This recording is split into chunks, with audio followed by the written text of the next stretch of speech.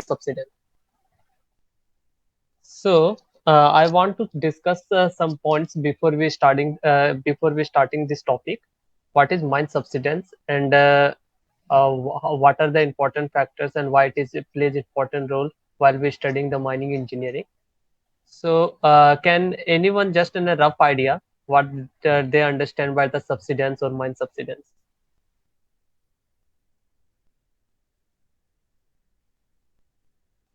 Anyone? Just only for a rough idea, ताकि मुझे पता चले कि आप एज ए लूज टॉक में सब्सिडेंस मतलब क्या समझते हो. So subsidence is a slow movement of a ground due to the underground excavation. Slow movement, yeah, it's maybe slow or the fast, but the main important is downward movement. Yes, you are right, it's maybe slow or sometimes it may be fast or instantaneous, but but main is the downward movement of the earth. Okay. So Yes, have sir. you heard about हाँ, have you heard about the cases. आप जब भी आप newspaper उठाओ या आप mind से related यदि आप काफी थोड़ा सा भी स्टडी करते हो, तब एक मतलब कि एक केस स्टडी आपको सब्सिडेंस से रिलेटेड हमेशा न्यूज में रहता है, झरिया कोलफील्ड का. तो जो ऑलरेडी झारखंड से है, झारखंड या झरिया कोलफील्ड से रिलेटेड है या आईएसएम ये सब एरिया तरफ रहते हैं, तो उन लोग को दिन भर मतलब कि सप्ताह में एक दो बार तो सब्सिडेंस का न्यूज मिल ही जाता है न्यूज़पेपर में. सो हैव यू किसी ने मतलब कि झरिया कोलफील्ड रीजन को थोड़ा सा भी स्टडी किया ड्यूरिंग देयर कोर्स स्ट्रक्चर और देयर सेमेस्टर. कभी भी कभी मौका मिला हो झरिया कोलफील्ड के बारे में स्टडी करने का थोड़ा सा भी.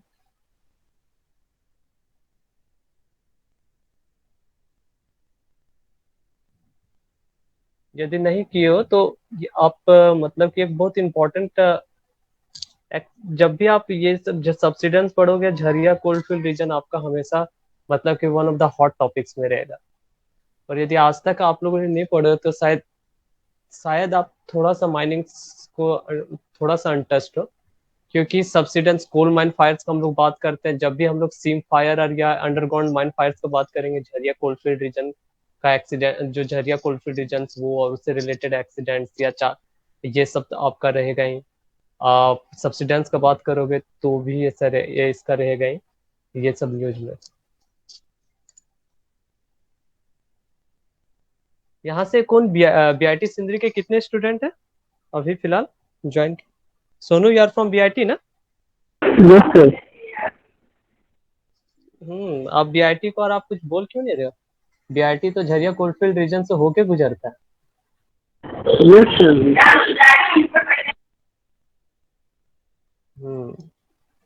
तो ठीक है, बस उसी तरह से. तो write it down. The mine subsidence can be defined as the movement of the ground surface as a result of readjustment of overburden due to the collapse or the failure of underground mine workings. Surface subsidence features usually take the forms of either a continuous or discontinuous. ये सब के बारे में अभी हम लोग study करेंगे कि the underground mine subsidence are basically two types. One is a continuous and other is a discontinuous type. The continuous type में आपका क्या होगा, जो स्टेटा किस टाइप का स्टेटा फॉर्मेशन होगा, किस टाइप से कोलैप्स होता है, ये सारा देखेंगे. और डिसकंटिन्यूअस टाइप में जब बेसिक एग्जांपल ये आपका सिंक होल टाइप सब्सिडेंस होता है, वो भी हम लोग देखेंगे कि आखिर वो sink hole type of blasting और discontinuous type of discontinuous type of subsidence कब होता है और कंटिन्यूअस टाइप ऑफ सब्सिडेंस कब होता है. अंडरग्राउंड रॉक माइनिंग जब भी हम लोग अंडरग्राउंड ऑपरेशंस कर रहे होते हैं, तो जिस समय बेसिकली जो कॉज फैक्टर्स होता है उसमें से उसमें से वन ऑफ द इम्पोर्टेंट रहता है केविंग. जो इम्पोर्टेंट फैक्टर होता है केविंग के कारण. केविंग जो आपका हो सकता है ये आइदर ये तो नेचुरली हो सकता है due to the failure in your operation, आपके ऑपरेशन फेलियर के कारण, नहीं तो दूसरा हो सकता है डेलिबरेटली, जब हम लोग जानबूझ के करते हैं. तो डेलिब्रेशन हम लोग कब जानबूझ के करते हैं, कब ये नेचुरल फेलियर हो जाता है, कब एक्सीडेंट हो जाता है, ये एक अंडरग्राउंड माइंस मैनेजर को मतलब बखूबी पता रहना चाहिए कि क्या होता है और कैसे होता है. तो बेसिकली जो माइंस सब्सिडेंस का हम लोग बात करते हैं या सब्सिडेंस का बात करते हैं, तो ऐसा केस नहीं होता है कि हमेशा एक्सट्रैक्शन के कारण ही पॉसिबल होता है। जैसे सपोज करो कि आप इन द केस आप कब कब होता है, suppose this is a ground surface, ये आपका ग्राउंड स्टेट है, ये ग्राउंड स्टेट है, and you are doing the mining, आप यहाँ पे माइनिंग कर रहे हो। जब यहाँ से आप मिनरल एक्सट्रैक्शन करते हैं तो ये जो वॉइड स्पेस हो जाता है, ये जो वॉइड स्पेस जब बच जाता है, इसी को कवर करने के लिए, या जो आपका रॉक रूफ फॉल होता है या आपका केविंग हो रहा होता है, इसके कारण क्या होता है, इसके जो इमीडिएट रूप होते हैं, आपने अंडरग्राउंड रॉक, यदि आप लोग underground method mining methods complete हो गया है क्या? Hello, have you learned about the immediate root concept or yes sir?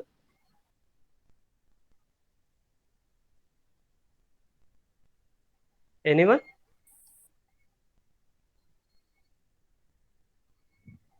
Okay, so आपका क्या होता है, इमीडिएट रूप हमेशा आपका डिस्टर्ब होता है जब भी आप ओपनिंग करते हो, एक्सट्रैक्शन करते हो। तो अब डिपेंड करता है कि जब भी आपका रूफ फॉल होता है, व्हेन द रूफ फॉल और किसी भी टाइप का फ्रैक्चर्स और द क्रैक जब एक्सटेंड करते हुए ये सरफेस तक पहुंच जाता है, इसका एक पैटर्न होता है, जैसे इसको सरफेस तक पहुंच जाता है तो इसको हम लोग बोलते हैं रूफ फॉल से ये कन्वर्ट हो जाता है मेन फॉल। मेन फॉल, ये इसका एक जो नया टर्मिनोलॉजी, इसको हम लोग बोलते हैं मेन फॉल। जब ये लार्ज स्केल में मेन फॉल्स का जब आपका दिखता है, तो ये क्या होता है, इस वॉइड स्पेस को कवर करने के लिए ये सैगिंग सैगिंग जैसा ये सरफेस बन जाता है, and this is called subsidence, और इसको हम लोग बोलते हैं सबसिडेंस। ठीक है, तो एक फर्स्ट केस का क्या हुआ, जब हम लोगों ने एक्सट्रैक्शन किया, extraction of minerals. And second, कभी कभी क्या होता है कि फर्स्ट केस में जब एक्वीफर्स या वाटर टेबल होता है, वाटर टेबल्स में क्या होता है, अभी रैपिडली हम लोग कंज्यूम कर रहे हैं अंडरग्राउंड वाटर टेबल्स का। तो इससे क्या होता है कि जो वाटर, जो सरफेस, इसी वॉइड्स एंड इस पोर्स में जो भी हमारा वाटर प्रेजेंट हो, सपोज करें इस यहाँ पे वाटर टेबल बना हुआ हो, कि कोई वाटर टेबल हो, यहाँ पे क्या होगा, ये स्पेस को वाटर ऑक्युपाई किया हुआ है, water present in the forms of aquifers और द वाटर टेबल। तो अब क्या होता है, जब हम लोग कंटिन्यूअस यहाँ से डिस्चार्ज कर रहे होते हैं वाटर, तो ये सब जनरली केस हम लोग आइदर अंडरग्राउंड पंप वाटर से या अंडरग्राउंड वाटर का यूज कर रहे होते हैं। तो इससे क्या होता है, ये यहाँ से वाटर आपका निकल जाता है और ये यहाँ पे एक स्पेस छोड़ देता है, and this is a void space. और ये वॉइड स्पेस क्या होता है, with the period of the time और may be due to the overlaying strata, जो ओवरलेइंग स्टेटा पे जो आपका ओवरवेट पड़ रहा है, ये जो वेट पड़ रहा है, इसके कारण से क्या होता है, एक टाइम आएगा, ये तो फर्स्ट होगा, एक टाइम पीरियड के साथ एक ना एक दिन ये कोलैप्स करेगा, and this concept is called creep. मतलब कि with the period of the time the cracks और द फ्रैक्चर्स, वो फैलते फैलते एक टाइम ऐसा आएगा कि जब ये अपने ओवरलेइंग स्टेटा के वेट को नहीं वो सह पाएगा और वो कोलैप्स कर जाएगा। जब ये कोलैप्स करता है, तब इस केस में भी हमारा क्या होता है कि सरफेस का जो सरफेस नेचर होता है वो सैगिंग कंडीशंस में चला जाता है। मतलब this downward movement of the earth surface, this downward movement of the earth surface is also result in the subsidence। तो अंडरग्राउंड वाटर के कंडीशन, जब हम लोग अंडरग्राउंड माइनिंग करते हैं तो कभी कभी हम लोग क्या करते हैं कि ये जो आपका वाटर टेबल्स रहता है या एक्वीफर्स रहता है, उसको हम लोग डिस्टर्ब करते हैं किसी ना किसी रूप से, कभी कभी डिस्टर्ब हो ही जाता है। ओपन कास्ट में तो पूरा कंप्लीट हो जाता है, तो उसमें सब्सिडेंस का कोई केस नहीं है। तो generally the subsidence will observe in case of underground mining operation। Okay, तो सब्सिडेंस अब देखें, हम लोग इस चैप्टर में पढ़ेंगे कि जब हम लोग long wall method of operation करेंगे उस टाइप में क्या होता है, और जब हम बोर्ड एंड पिलर करते हैं तो वो कौन सा पोजीशन जो सबसे मोस्ट प्रोबेबिलिटी रहता है, मोस्ट चांसेस रहता है जहां से आपका सब्सिडेंस हो। So this is the figure of subsidence. अब क्या होता है, जब ये क्या आता है, मान के चलिए this is a coal bed, ये कोल बेड है आपका।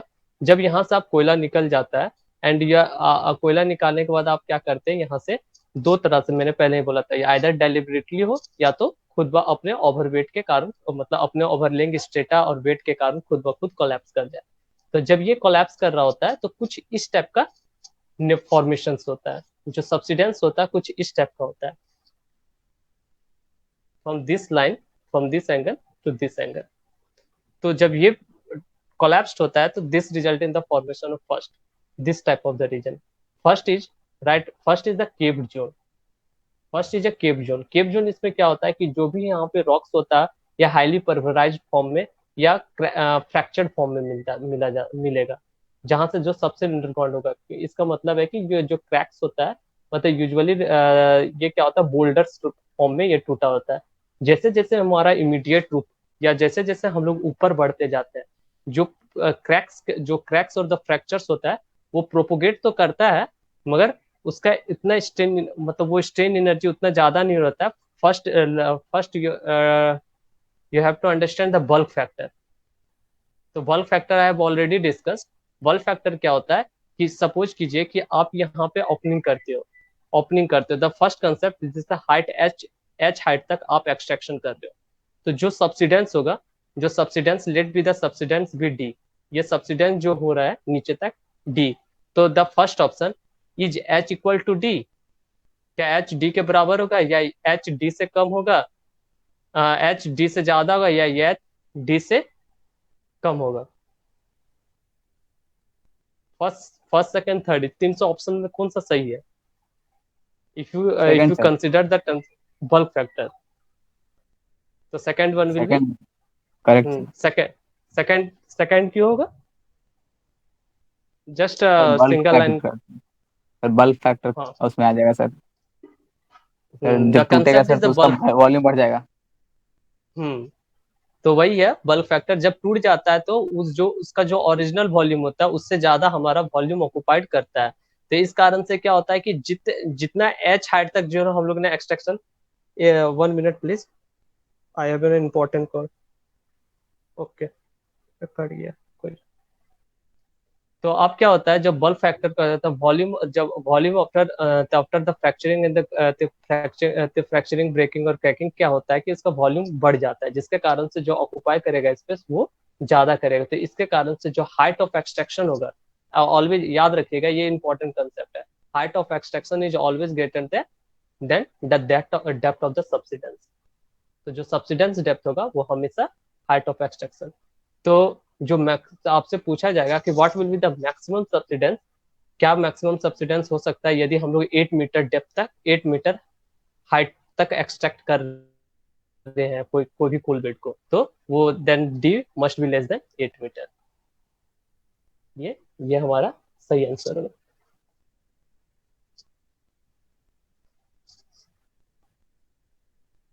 Then then right, subsidence subsidence is a factor of, यहाँ से आपका क्या होगा, डेप्थ ऑफ ओवरबर्डन।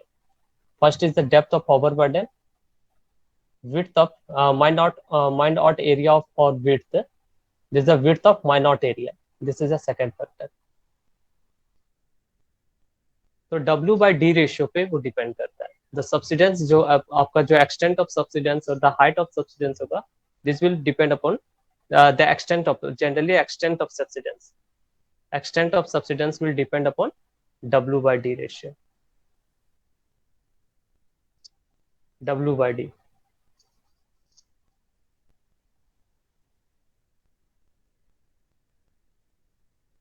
आप इसको लिखते जाओ, इसे मैं इसका पीपीटी तो भेज ही दूंगा आप लोग को।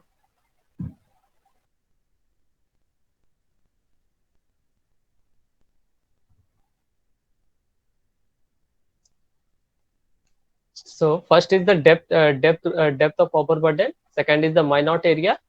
Now right, now other factor is, third factor we have already discussed, that is the height of extraction। This third factor is the height of extraction, height of extraction। height of extraction आपको basically depend करेगा what will be the depth of subsidence. W और D आपका depend factor decide करेगा what will be the extent of subsidence. and the nature of topography. Second, third, fourth factor is the nature of topography or overlaying strata. That's topography, or sometimes we call overlaying strata. Overlaying strata.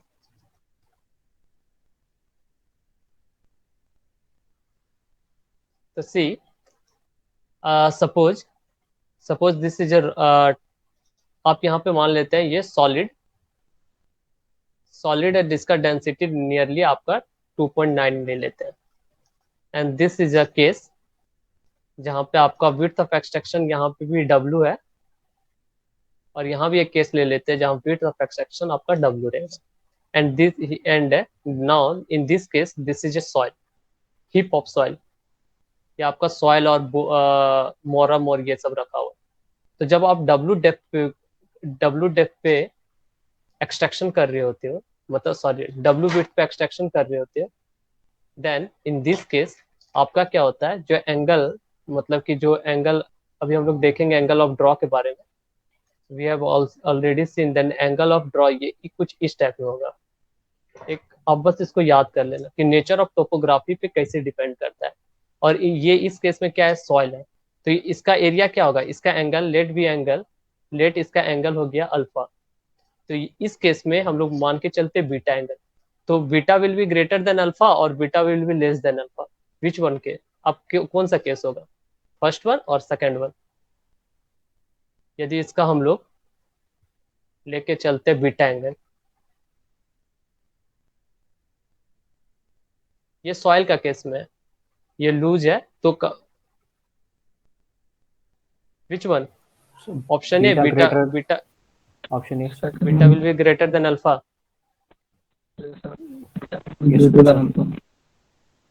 Okay. Can you tell me the reason? Sir soil का इतना intact नहीं रहेगा sir. हाँ, वो basically क्या, वो loosely packed रहता है, वो इतना इंटैक्ट नहीं रहता है, तो आप याद रखिएगा कि नेचर ऑफ टोपोग्राफी पे कैसे डिपेंड करेगा, मे बी इसका जो सब्सिडेंस होगा कुछ है इस टाइप में हो जाएगा। ये मतलब द एक्सटेंट ऑफ सब्सिडेंस देखिए इसका इतना एरिया तक फैलेगा, मतलब क्योंकि बीटा एंगल ग्रेटर होगा, और वही इसमें सॉलिड है तो अल्फा थोड़ा सा कम होगा, तो इसका जो एक्सटेंट ऑफ सब्सिडेंस होगा कुछ यहाँ तक, ठीक है। तो ये कंफर्म पता चल गया कि how the fourth factor that is the nature of the topography और ओवरलेइंग स्ट्रेटा कैसे फैक्टर आपका डिसाइड करता है। तो we have already discuss depth, height, nature of the topography, and the last factor is the time.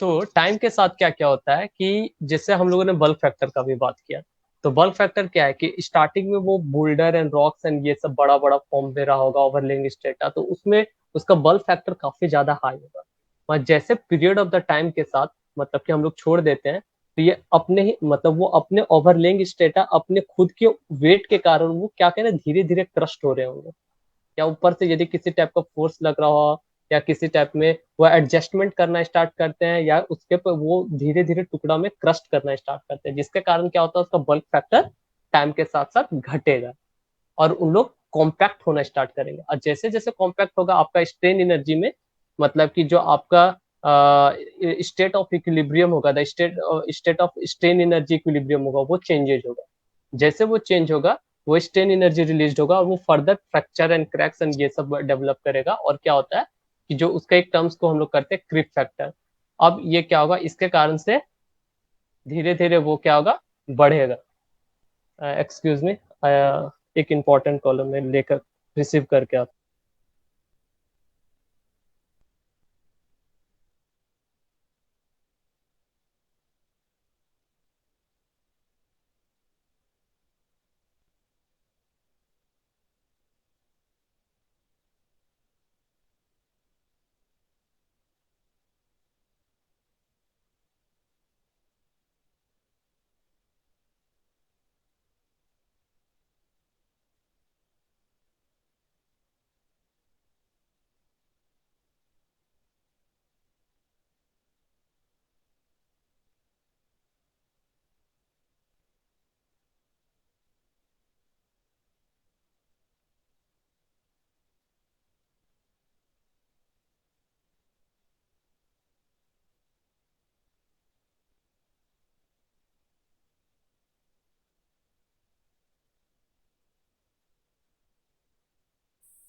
Hello, am I Audible?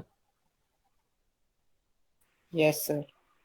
Okay, तो हम लोग next last factor का बात कर रहे थे, टाइम पीरियड पे। तो वो क्या होता है, with the period of the times ये क्या होता है, फर्दर क्रैक्स प्रोपोगेट करते हैं, डेवलप करते हैं, और फिर क्या होता है, सब्सिडेंस का केसेस दिखता है जनरली।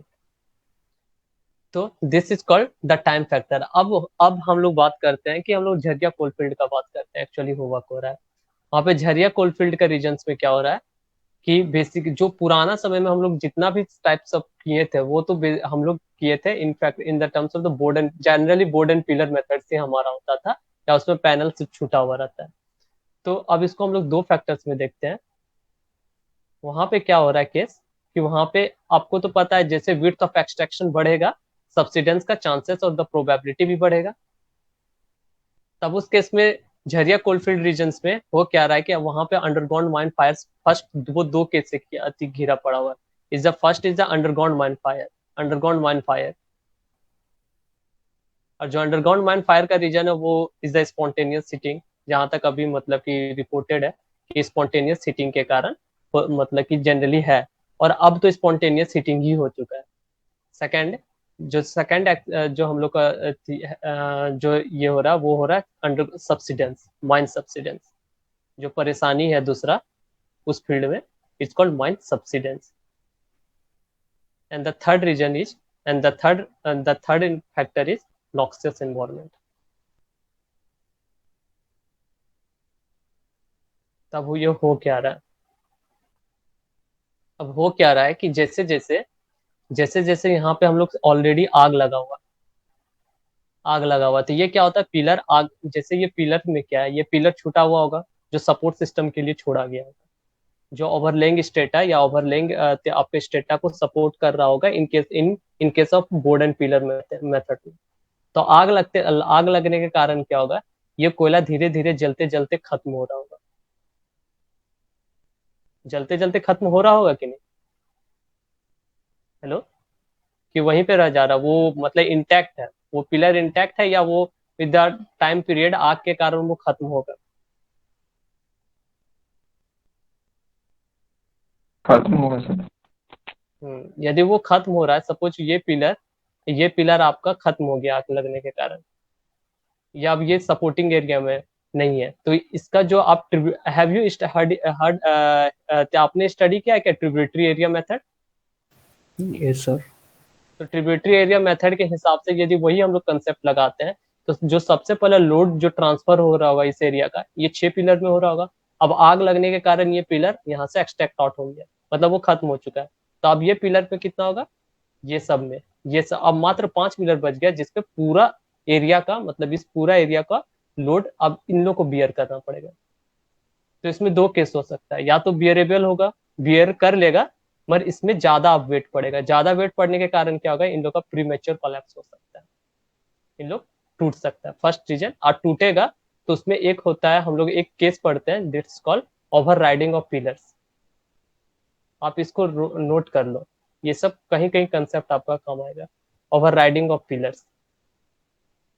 अब एक एक पिलर्स टूटने के बाद ये क्या होगा, ये पांचों पिलर्स में लोड का डिस्ट्रीब्यूशन होगा, इसमें से यदि कोई भी कमजोर होगा वो टूट जाएगा। अब यदि कोई एक टूट जाता है तो फिर 4 पे, और 4 पे होने के बाद क्या होता है कि अब इन लोग के पास इतना कैपेसिटी नहीं रहता है कि इस पूरा एरिया का लोड ये 4 पिलर अकेले संभाल सके। तो इसमें एक चेन रिएक्शन टाइप का हो जाता है, अब मतलब सीरीज से ये टूटना स्टार्ट हो जाता है। वो तब तक टूटता है जब तक वो इक्विलिब्रियम स्टेट में ना पहुंच जाए। और यदि ये सब एरिया टूट रहा है, ये सब पिलर यदि टूट रहा है, तो ये क्या हो रहा है, जो ओवरलैंग स्टेट है वो नीचे गिरना स्टार्ट होगा, जो भी हमारा क्रस्ट और फ्रैक्चर होके डेवलप किया होगा। और जैसे ही होगा, जैसे ये नीचे कोलैप्स करेगा ओवरलैंग स्टेटा या इमीडिएट रूप, इसके कारण क्या होगा, सरफेस में सब्सिडेंस का कंडीशन आएगा, सब्सिडेंस हो जाएगा।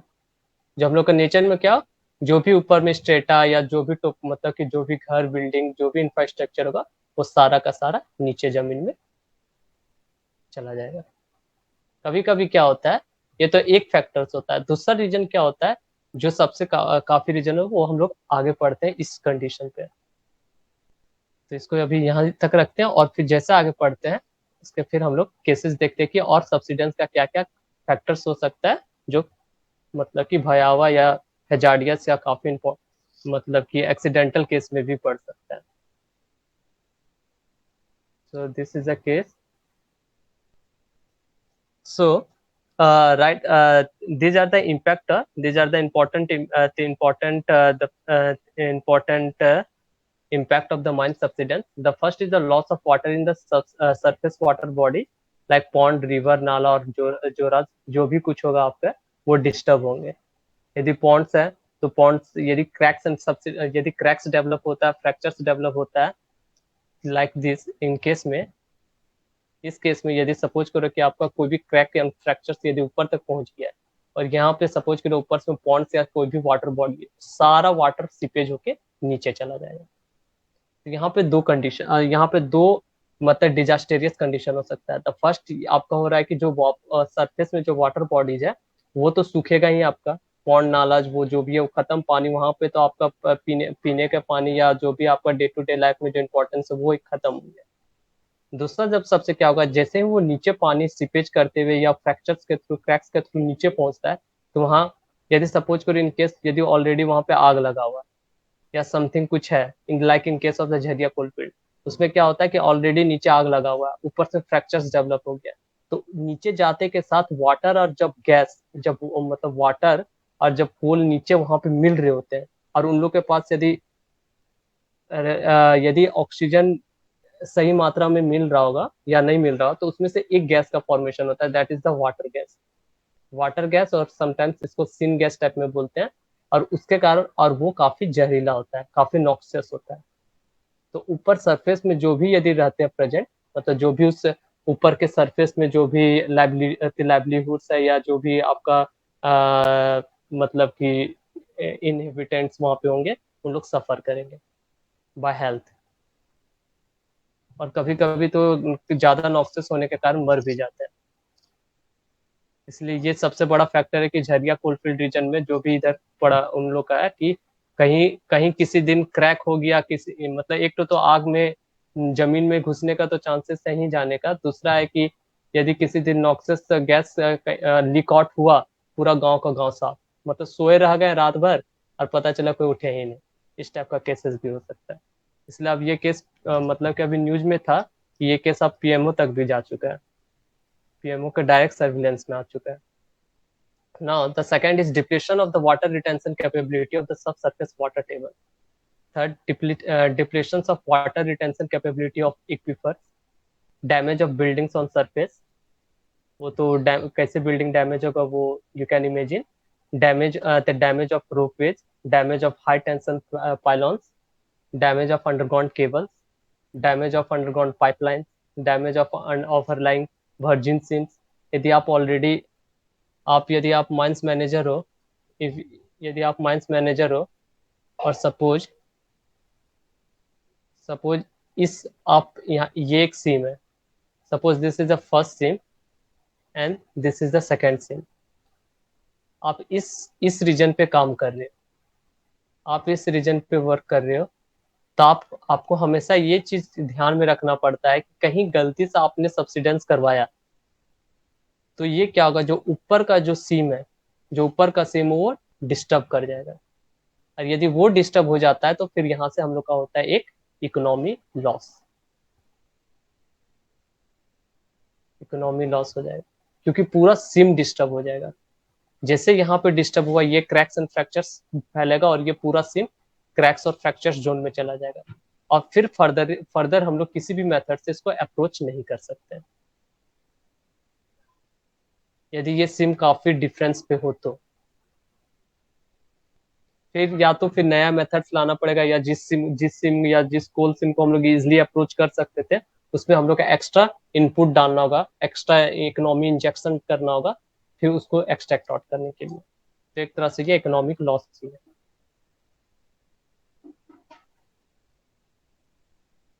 Depletion of water retention capability of subsoil, reduction in the agriculture yield, damage of forest. तो आप इसमें से कोई भी पॉइंट जो आप लोग को लग रहा है कि थोड़ा सा नहीं समझ में आ रहा तो उस पॉइंट्स को डिस्कस करते हैं, नहीं तो फिर आगे बढ़ेंगे। Anyone?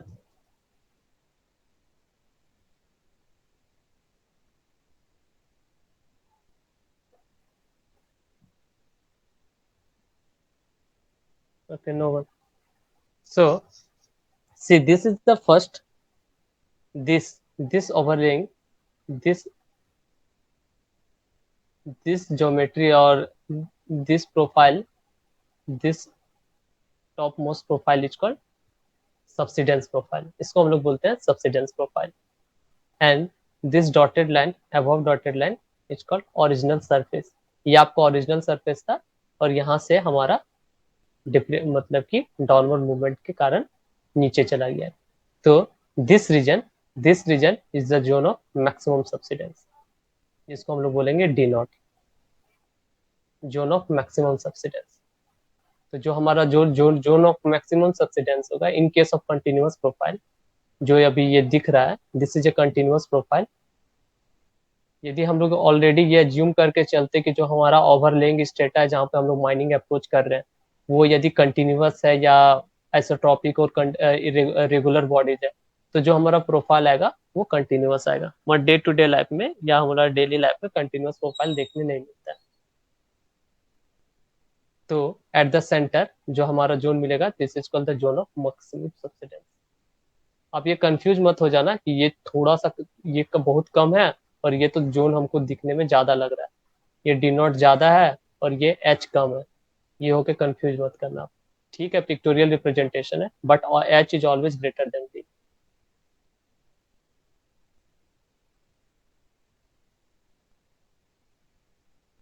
So the angle, this is the angle between,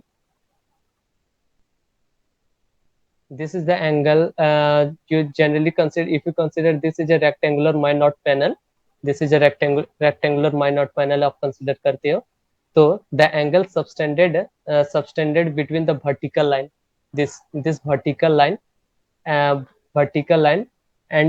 and to the edge of the panel, and to the edge of the panel or the where the subsidence is considered, शायद मेरे अनुसार से प्लस माइनस 0.03 mm से यदि नीचे जाता है तो उसको वहां से हम लोग सब्सिडेंस एरिया मानते हैं फ्रॉम इट्स ओरिजिनल पोजीशन। तो यहाँ तक आपका जो एज, आपका edge line of extraction, from the line of extraction to the zone of zero subsidence, इसको हम लोग बोलते हैं जोन ऑफ जीरो सब्सिडेंस। इस केस पे जहां से आपका सब्सिडेंस स्टार्ट हो रहा हो, this is zone of zero subsidence. This is called the line of extraction, the edge of extraction. So the line joining the edge of extraction and the zone of zero subsidence, and this vertical line is called angle of draw.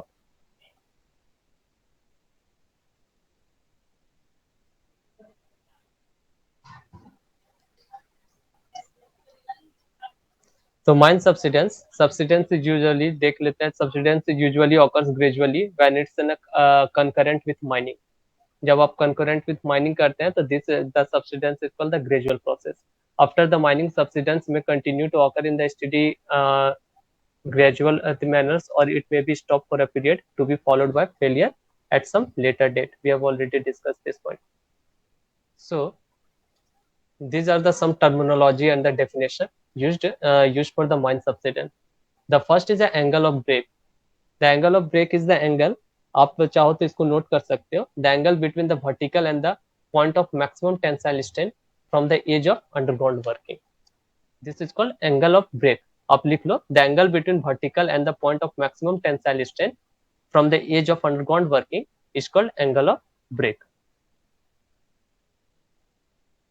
So let me go through the figure, this figure. So see, देख रहा था, this is a zone. तो आपका क्या होता है, ये क्या होता है कि कुछ इस टाइप का आपका ओरिजिनल सरफेस से बना रहता है। the nature this called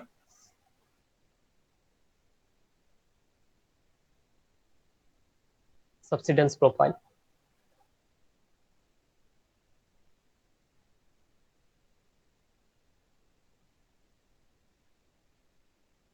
Okay, the first point हम बात करते हैं पे. This zone is called the central point for the center. This zone, this point is called the point of infection points. This is called inflection point.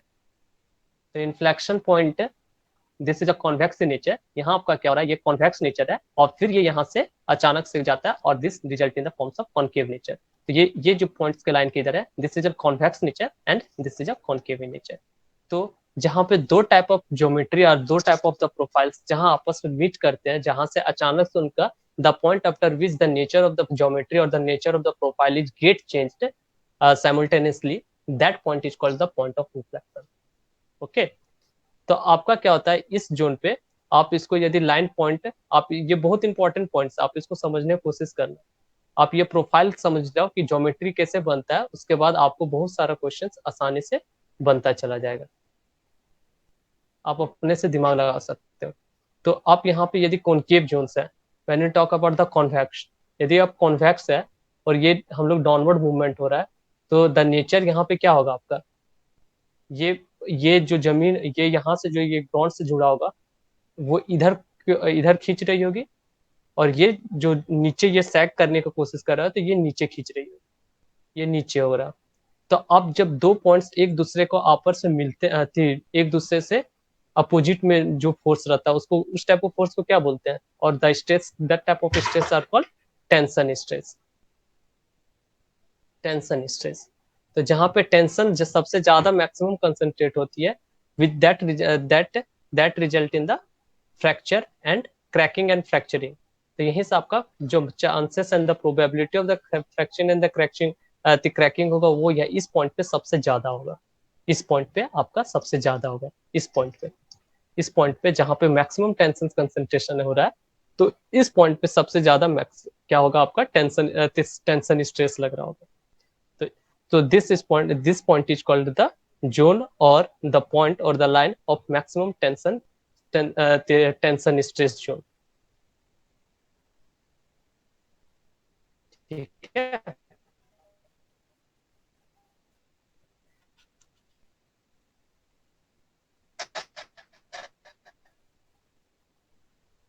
And the line joining, सबसे पहले हम लोग यहाँ बात क्या angle the zone or the point लेकिन तो इस भाटी हमने बोला था अल्फा, इसका नाम दिया है हमने एंगल ड्रॉ. हम लोग ने दूसरा कंडीशन 10 पॉइंट से ज्वाइन करता हुआ जो एज को ज्वाइन करता है and the line to the vertical, let is consider beta, इसको हम लोग बोलते हैं angle of break. Angle of break. ठीक है, एनी कंफ्यूजन?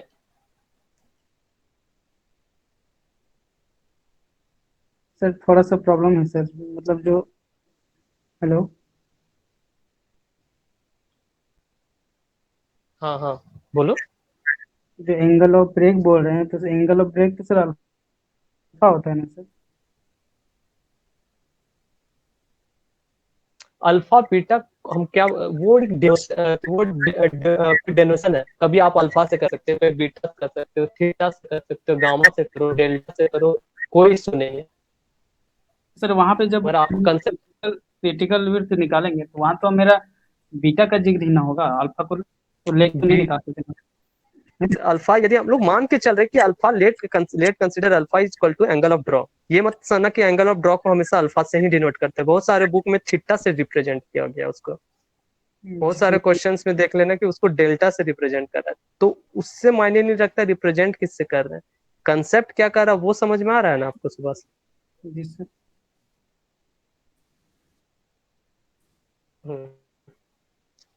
उससे रिलेटेड कोई प्रॉब्लम? कंसेप्ट से ठीक है। So the next terminology is angle of maximum and apparent dip of the deposit of coal seam. ये आपका सिंगल डिपोजिट होता है कि हमें ऐसा नहीं होता है कि आपका जो जो ये है आपका जो कोल डिपोजिट होगा वो ऐसा फ्लैट डिपोजिट क्या है कि कोल डिपोजिट ऐसे नहीं हो सकता है। इससे कुछ कोल सेम जो होगा आपका इस स्टेप है।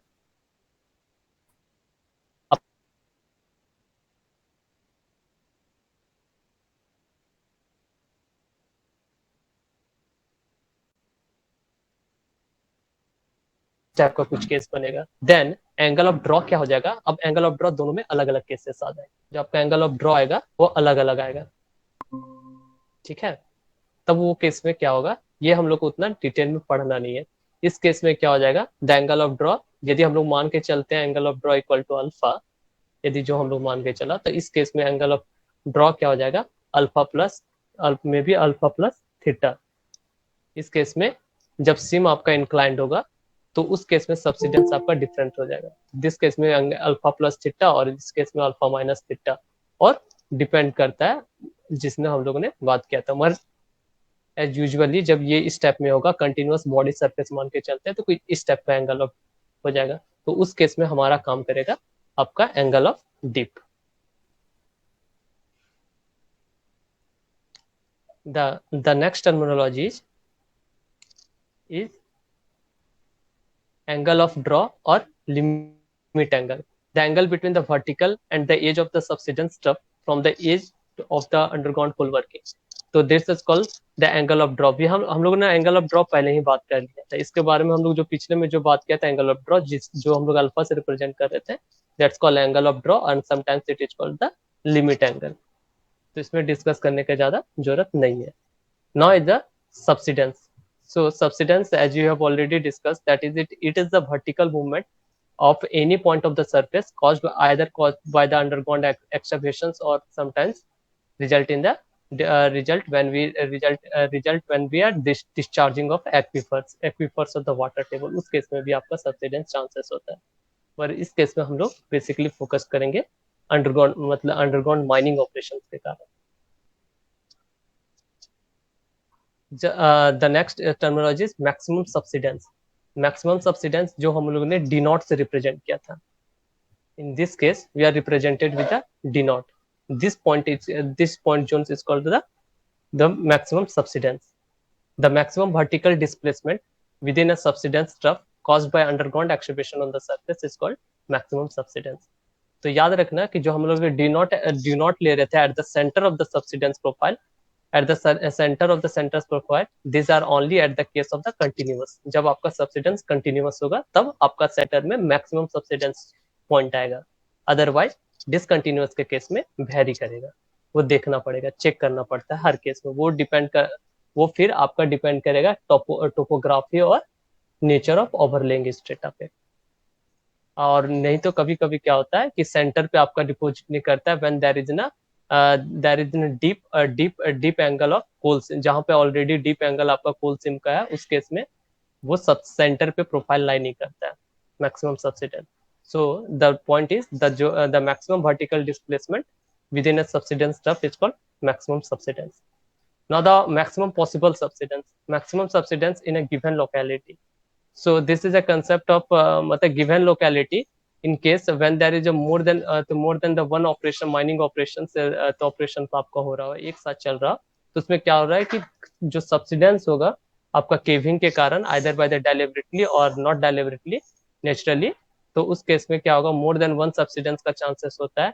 या जब दो अंडरग्राउंड माइंस एक साथ चल रहा होता है तो उस केस में जो आपका कंकरेंट इफेक्ट आता है, तो उस केस में जो आपका जो सब्सिडेंस आएगा दिस में भी द मैक्सिमम पॉसिबल सब्सिडेंस का अलग अलग केसेस हो सकता है। Subsidence trough profile, depression form by the strata subsiding into a excavation, half subsidence point, the point of a subsidence profile where the subsidence is a half of maximum amplitude, it's called half subsidence point. तो यदि हम लोग continuous profile का बात करते हैं तो may be ये डी नॉट है, तो इन केस में कहीं भी आपका डी नॉट बाय 2 हो, that is called half subsidence, half maximum subsidence. तो अब होता क्या है कि हम लोग इन केस आपसे यदि कोई पूछा जाए कि how you measure the subsidence, आप जैसे ये तो कॉपी किताब है तो हम लोग इजीली सब्सिडेंस मेजर कर लेते हैं, but in case of the ground जहाँ पे काफी लार्ज एक्सटेंट में आपका माइनिंग ऑपरेशन फैला हुआ है, वहां पे आप कैसे सब्सिडेंस को मेजर कर सकते हो? एनीवन?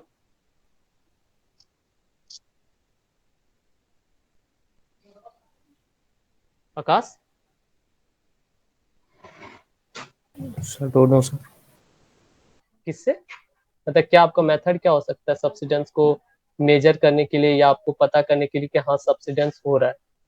कभी कभी क्या होता है कि मैं अभी आगे पढ़ने जाऊंगा कि सब्सिडेंस डिफरेंट डिफरेंट टाइप का होता है। कभी कभी सब्सिडेंस एक्चुअली हो रहा होता है मगर इतने कम एक्सटेंट में होता है कि हम लोग मतलब कि फील नहीं कर पाते हैं, बट सब्सिडेंस तो हो रहा है।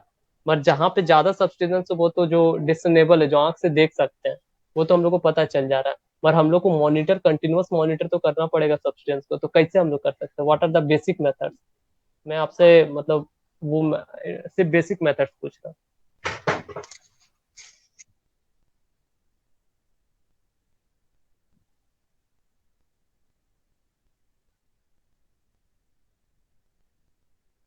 लेवलिंग, लेवलिंग आप कर सकते हो।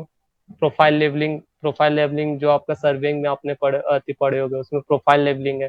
प्रोफाइल लेवलिंग से भी आपको पता चलते रहेगा कि सब्सिडेंस क्या हो रहा है, कैसे हो रहा है। यदि आप पूरा मतलब कि ये पहले क्या एकदम जब लेवलिंग या प्रोफाइल के लिए नहीं करता है, यदि आप लेमन शब्द में, तो उन लोग क्या करते थे, एक छोटा छोटा लकड़ी का प्लग टाइप का काटते हैं, जिसको हम लोग क्या सब्सिडी मतलब कि इस टाइप का खूंटा टाइप का जिसको बोलते हैं, उसको हम लोग जमीन में गाड़ देते हैं। अब क्या होता है कि ये एक समझ लो जमीन है और यहाँ पे हम लोग डिफरेंट डिफरेंट डाल दिए, तो इन लोग का एक दूसरे का रिलेटिव डिस्प्लेसमेंट हम लोग स्टडी करते हैं। सपोज ये सारा आप एक दूसरे से इक्वल इक्वल हाइट में, इक्वल हाइट में ये हम लोग काफी बड़ा बड़ा एरिया में हम लोग ने कुछ कुछ मीटर पे या कुछ कुछ डिस्टेंस पे ये लगा दिया, ये लकड़ी का खूंटा टाइप में, और सबका हाइट एक है, और आपका माइनिंग ऑपरेशन चल रहा है, टाइम बाय टाइम छोड़ दिए। यदि यहाँ पे सब्सिडेंस हो रहा होगा, यदि सपोज करो सब्सिडेंस हो रहा होगा, तो ये क्या होगा, आपका नीचे चला जाएगा। ये धीरे धीरे क्या होगा, नीचे चला जाएगा, नीचे चला जाएगा। और फिर हम लोग एक दूसरे का रिलेटिव स्टडी कर लेते हैं और देख लेते हैं कि किस पॉइंट कौन सा लकड़ी का वो खूंटा है जो सबसे नीचे गया है, मतलब रिलेटिवली सबसे डिस्प्लेसमेंट में नीचे है। तो हम लोग मान के चलते हैं कि ये दिस इज द जोन, ये आपका जोन और एरिया है, मतलब generally a trough type region, so these are the zone of maximum subsidence हो सकता है। और उसी के हिसाब से फिर हम लोग प्रोफाइल का स्टडी करते हैं आमने सामने। ये हम लोग मतलब कि वैसा छोटा मोटा मॉनिटरिंग करने के लिए, मतलब इन लेमेन टाइप में जैसा हम लोग करते थे, इसको मॉनिटर करना। आजकल तो हम लोग के पास काफी एडवांस टेक्नोलॉजी आ चुका है, तो मगर फिर भी ये सब मतलब हम लोग एडवांस टेक्नोलॉजी यूज कर रहे हैं, तो वो इकोनॉमिकली हम लोग उसमें पैसा लगाना पड़ेगा आपको। पर ये सब में क्या है कि वन टाइम आपका एक्सपेंसेस है, आप और ज्यादा एक्सपेंसेस है नहीं, लकड़ी एक सेम हाइट का आपको बस लगा देना है, और इससे भी आप मेजर कर सकते हैं। तो ऐसे भी हम लोग मॉनिटर करते थे पहले, और अभी भी करते हैं। Now the subsidence, half subsidence point we have covered, and now the critical width, the first is the critical width depth ratio, the non effective width depth ratio and subcritical width depth ratio। अब ये क्या होता है, तो सी the first case from the last one, just from the cover from the subcritical width, this is the subcritical width, second one is the critical width, third one is the subcritical width, supercritical width, and the first one, the if you consider it is the second, third, and it is fourth, then write it down. The first one is the NEW. NEW is a non-effective width. NEW new, that is the non-effective depth ratio. So it is the maximum width. I have already told, आपको याद होगा subsidence जो होगा, extent of the subsidence is directly proportional to W by D ratio। मतलब width of the extractions and depth of the working. तो जितना ज्यादा depth of working होगा उतना चांसेस ऑफ सब्सिडेंस क्या होता है, कम होता चला जाता है, क्योंकि it is totally depend upon the आपके पास क्या फैक्टर, वो बल्क फैक्टर वाला कंसेप्ट। यदि नीचे से बल्क फैक्टर क्या होता है कि जैसे जैसे वो ऊपर जाते जाता है तो जो उसका बल्क फैक्टर, जो ratio of the bulk factor होता है वो बढ़ते जाता है, और एक टाइम तक चांसेस आता है कि वो नेग्लिजिबल हो जाता है, ऊपर जाते जाते वो नेग्लिजिबल हो जाता है उसका इफेक्ट। इसलिए subsidence is inversely proportional to depth and directly proportional to width of extraction. आप कितने विड्थ ऑफ एक्सट्रैक्शन कर रहे हो, यदि 10 मीटर 5 मिनट, जो इसलिए हम लोग जो गैलरी विड्थ होता है वो हम लोग काफी मतलब उसके लिए हम लोग स्पेशली, यदि आप सीएमआर देखो तो गैलरी विड्थ के लिए हमारे पास रेगुलेशंस है कि कितना डेप्थ में कितना गैलरी विड्थ रख सकते हैं, और वो डेप्थ के हिसाब से वेरी करता है।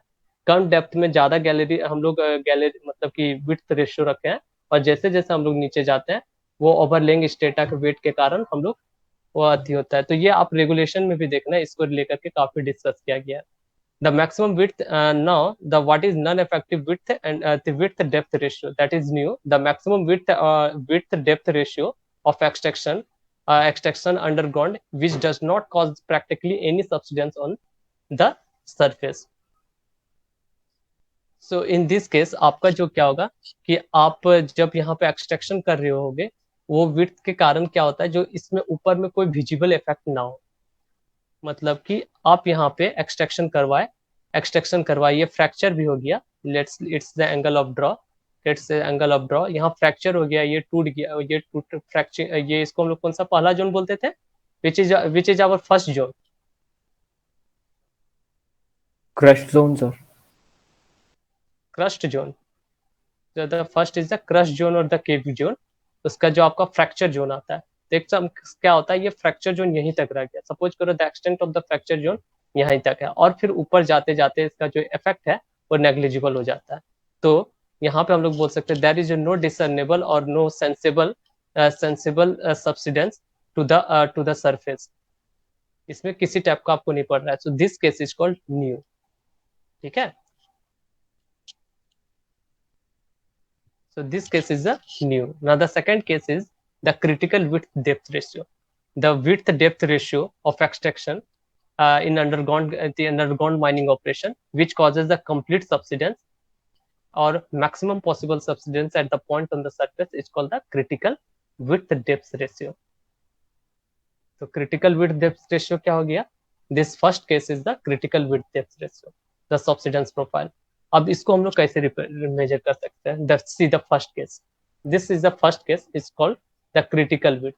तो क्रिटिकल विड्थ क्या हो रहा है कि जो आपका जो एंगल ऑफ प्रोफाइल है, this theta angle of draw को जब आप दोनों साइड एक्सटेंड करते हो, this will make an complete circle, मतलब कि जो इसका एक्सटेंड होता है वो आपका पूरा सरफेस तक पहुंच रहा हो, जस्ट मतलब रीच किया हो। तो इस टाइप का हम लोग पॉइंट को हम लोग बोलते हैं क्रिटिकल। क्रिटिकल मतलब what you understand by the term critical?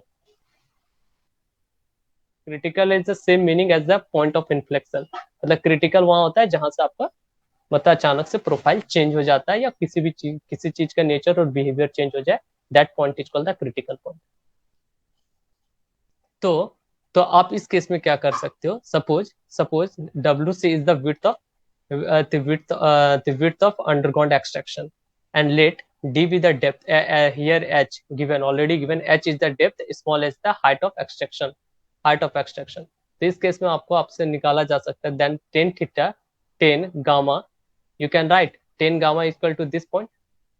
यदि आप यहाँ से लेते हो तो tan theta equal to क्या, this by this, तो आपका यहाँ से क्या हो जाएगा, if it is a W, ये यहाँ पे W है तो ये दो भागों में टूट गया, इट्स आप यहाँ से यहाँ कंप्लीटली W ले सकते हैं, तो this is called W/2, this is called W/2, और यहाँ पे आपका जो हाइट होगा दिस कॉल्ड H, तो tan gamma is equal to W/2H, and tan inverse W/2H is the angle of critical width, angle of critical width.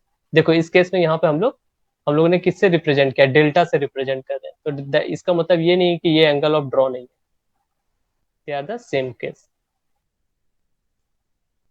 ठीक है, तो आप इस टाइप का सुपर क्रिटिकल विड्थ में आप निकाल सकते हो।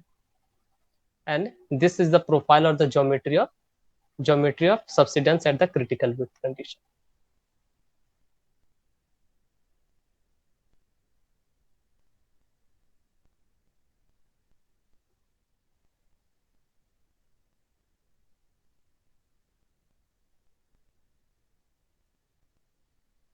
Now, the third case is the subcritical width depth. The subcritical is the width depth ratio of the extraction undergone, which is more than non-effective width depth ratio, but less than the critical width depth ratio.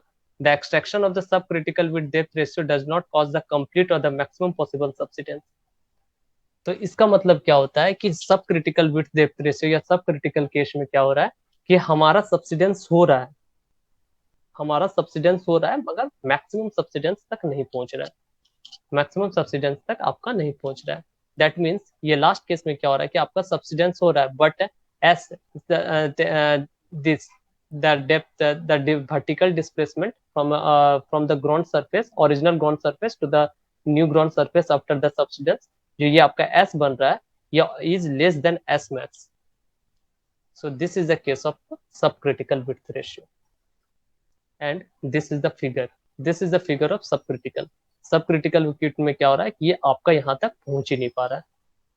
तो इस कारण से जो इसका मतलब कि like this, मतलब इसको यदि आप एक्सटेंड करते हो तो ये इस जोन तक ओवरलैप्ड है, ठीक है।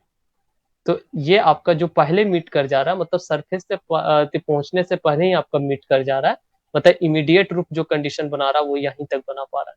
तो ये जो ऊपर आपका तो यहीं तक मीट कर जा रहा है, ये पूरा सरफेस तक नहीं पहुंच पा रहा है। This is the condition of subcritical width ratio. Here W is also less than WC। That first is S मतलब कि the subsidence is less then S max, and W, the width of extraction, is less than critical width. Now the last one is the supercritical depth ratio. So this is the case of the supercritical depth ratio. Supercritical depth में क्या होता है कि the width of extraction is greater than WC। इस case में आपका जो profile या ज्योमेट्री बनेगा वो कुछ इस टाइप में बन जाएगा।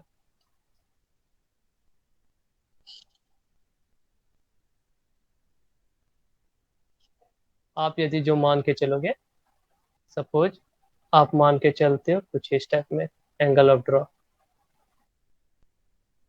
इसका एंगल ऑफ ड्रॉ कुछ सेम होगा,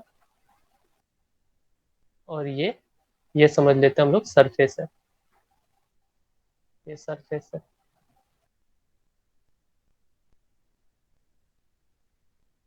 ये आपका सरफेस है। तो जो आपका ये क्रिटिकल पॉइंट देख रहे हैं, जब पॉइंट ऑफ इंटरसेक्शन है, द पॉइंट ऑफ इंटरसेक्शन ये क्या सरफेस से ऊपर जाके मीट कर रहा है। तो इस केस में हम लोग बोलते हैं the zone of max, it is called the critical width, the critical situation, super critical W/C ratio. Here W is greater than critical width and height is को भी आपका H हो। इस केस में क्या होगा कि जो आपका जो सब्सिडेंस प्रोफाइल बनेगा वो यहाँ तक, उस फर्स्ट केस में सब्सिडेंस प्रोफाइल आपका ये बन रहा था, मतलब डेप्थ उतना नहीं था। सेकंड केस में क्या था कि आपका S max बन रहा था, एंड इस केस में आपका जो ज्योमेट्री प्रोफाइल बनेगा वो यहाँ जाके फिर फ्लैट हो जाएगा, यहाँ जाके फ्लैट हो जाएगा, और फिर ये जाके फिर ऊपर आके मिलेगा। So this is the case of super critical zone. तो आपका इस केस में क्या होगा, जो ज्योमेट्री और प्रोफाइल बन रहा है C, यहाँ पे क्या हो रहा है आपका, ये जोन आपका हो रहा है, this is the flat one, ये आपका फ्लैट होगा, मतलब ये यहाँ से यहाँ एक बैंड बन जाएगा फॉर S max किसी एक पॉइंट में आ रहा था, और ये S max पूरे रीजन में आएगा, ठीक है।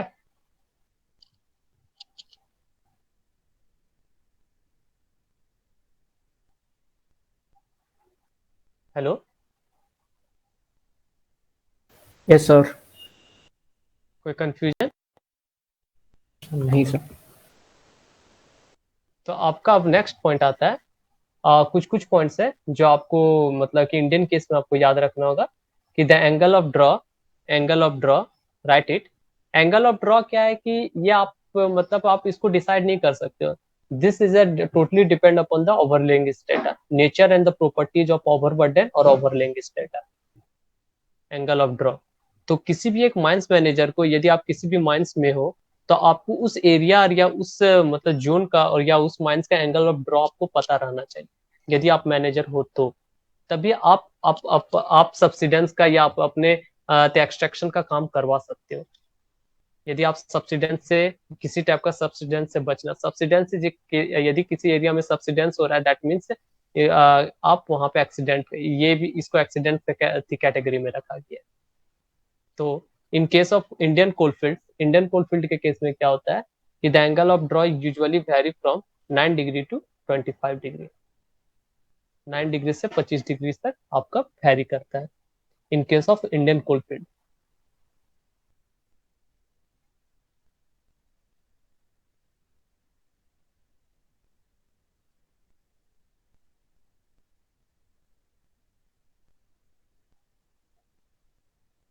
देन आपका एंगल ऑफ ड्रॉ सबसे पहले टोपोलॉजी पे डिपेंड किया है, मतलब किसके पे। Second is the seam thickness. Seam thickness क्या है?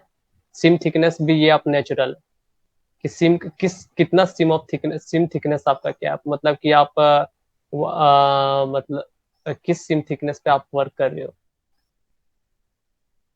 उसका सीम थिकनेस क्या। और second one is the depth of the origin of that seam. तो आपका फर्स्ट हो जाए topology that is the local geology, nature of geology, seam thickness and the depth. These are the basic factors which are affect the angle of draw.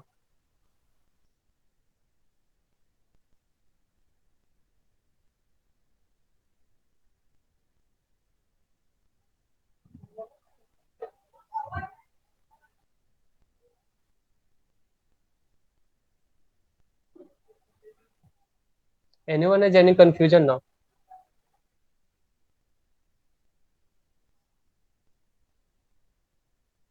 जो ये super critical, आवाज नहीं आ रही आपकी। हेलो हेलो, हाँ नवीन। Super critical वाले case में S और एस मैक्स के बीच में कोई रिलेशन नहीं है। हाँ, एस और एस मैक्स के बीच में रिलेशन तो है ना। मतलब उसमें क्या था कि आपका एस मैक्स किसी एक पार्टिकुलर एरिया में बन रहा था, इसमें क्या है मतलब किसी एक पॉइंट में एस मैक्स आपको मिल रहा था। और इस केस में क्या है कि एस मैक्स आपको एक पूरे जोन में मिल रहा है, यहाँ से इस जोन से इस जोन में, और ये हमेशा फ्लैट रहेगा। मतलब यहाँ पे पॉइंट ऑफ एस मैक्स मिल रहा था और यहाँ पे क्या कर रहा है। एक्चुअली जब आप ट्रफ का बात करते हो तो this is a 2D representation, और एक्चुअली में क्या हो, ये एक 3D रिप्रेजेंटेशन होगा। मतलब जो ट्रफ बन रहा होगा वो इधर से भी वो जोन बना रहा होगा और उधर से भी ये जोन बना रहा होगा। तो ये जो आपको मिल रहा है ये पूरा एरिया में मिल रहा होगा S max.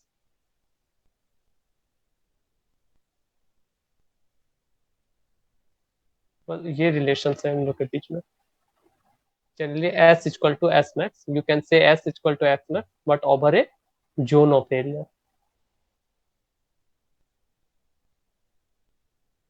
So this is the case of the supercritical width depth ratio. So the depth ratio of the extraction undergone is more than the critical depth ratio. The extraction of the supercritical width depth ratio causes complete or maximum possible subsidence over an area of the surface. Okay. Now the curvature, the reciprocal of radius of curvature of any point is the subsidence profile. तो इस पे आप curvature पे हम लोग थोड़ा देर में इस पे क्वेश्चंस भी करेंगे। Now the slope and the tilt of the subsidence profile, strain, we have already discuss about that point. तो आप इस पे डिस्कस देखो। The first case S when S is equal to 0, जब सब्सिडेंस आपका 0 होता है then that case is called the new. Okay, when S is less than S max from this case that is called the sub critical zone. आपका यहाँ तक क्या है, S is less than S max. यहाँ पे इस यदि आप एंगल ऑफ ड्रॉ ये लेते हो, आप एंगल ऑफ ड्रॉ ये लेते हो तो ये जो एस है ये आपका कुछ इस टाइप का ज्योमेट्री या प्रोफाइल बना रहा है। This is the sub critical zone. And this is the first case, जब यहाँ पर आपका फर्स्ट केस आ रहा है, जब ये आपका क्रिटिकल डेप्थ तक पहुंच गया, that is called the critical when S is equal to S max. यहाँ पे एक पॉइंट ऑफ इन्फ्लेक्शन आ रहा है, but in the case of the super critical, आप इस केस तक super critical, but in case of the this super critical में क्या हो रहा है, एस मैक्स यहाँ भी आपको मिल रहा है, but from this region to this region. But आप देखो हर केस में थीटा आपका कांस्टेंट है, that means theta means angle of draw हर केस में कांस्टेंट है, क्योंकि आप सेम जो मतलब कि सेम टोपोलॉजी का बात कर रहे हो।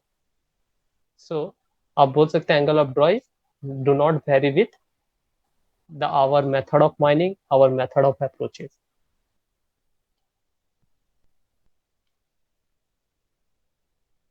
ये छोटा सा क्वेश्चन जल्दी से आप बना लो, ये इसका आंसर क्या होगा। The question is the angle of draw in a trough subsidence helps in determining. First is the plane of fracture, maximum subsidence, extent of surface subsidence, or critical depth or opening. Just write A, B, C, D और आप message करो।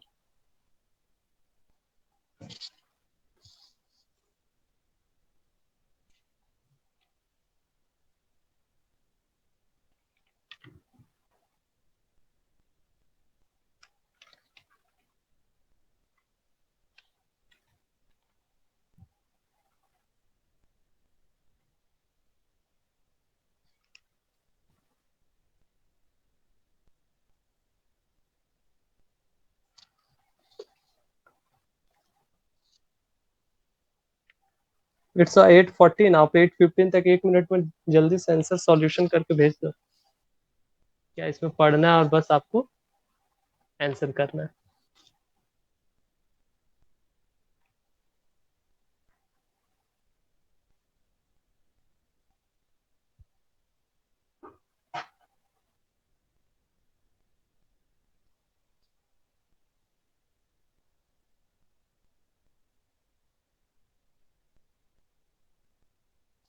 Krishna Pareek D, angle of draw in a trough subsidence, it's an angle of draw, angle of draw का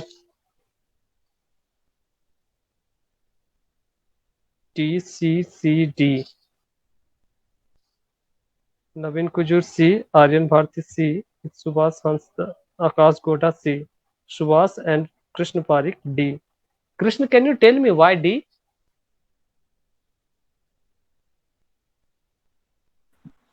sir वो फॉर्मूले से देखा था मैंने, तो फॉर्मूला है tan theta is equal to W/2 तो उसी से।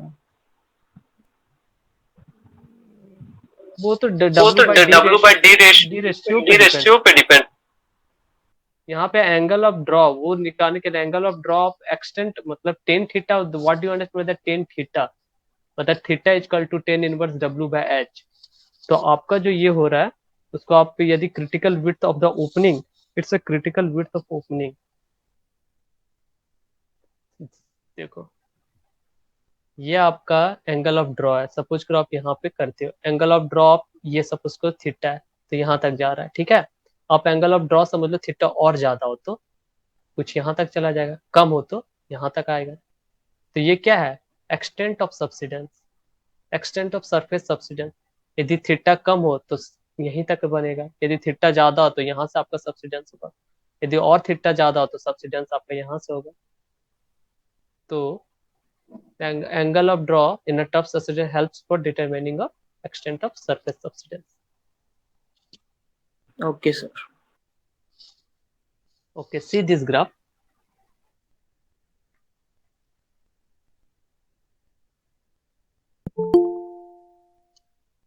So this graph is a stress represent the stress condition. Stress condition आपका इसमें से आपका शो कर रहा है कि what are the different stress factors that are used to during the surface. The first case we have already talk, जो आपको वहां से यहाँ पे आपका केस आ रहा है, लेट्स सी यदि आपका जोन कुछ इस टाइप में है, द प्रोफाइल द जोन और द प्रोफाइल ऑफ सब्सिडेंस, तो इस केस में क्या हो रहा है कि ये कुछ यहाँ पे और ये एरो जो फोर्स और द स्ट्रेस कंडीशन है ये इधर की ओर है और ये इधर जा रहा है ट्रफ साइड पे, ये ट्रफ साइड पे और ये इधर खींचने को। So this zone is called, we have called, it's called tension. And in case of this, in case of this where is the curve आपका बन रहा है, कर्वेचर जो बन रहा है concave type, this is like, ये यहाँ पे आ रहा है और ये इधर जा रहा है, ये इधर आ रहा है और ये इधर जा रहा है। So this is called the zone of compression. और इस केस में आपका सेंटर पे क्या होगा, एक दूसरे से दूर जाने की कोशिश कर रहा है। So again this condition is called zone of lateral stress।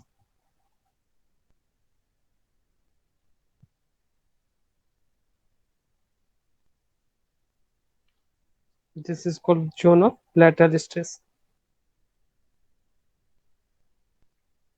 और फिर क्या होता है आपका, यहाँ से फिर से रिपीट करेगा, इन लोग आपस में फिर सामने और यहाँ पे टेंशन। तो जो हमारा प्रोफाइल बनता है, जो हमारा प्रोफाइल बनेगा वो, the profile is some like this nature.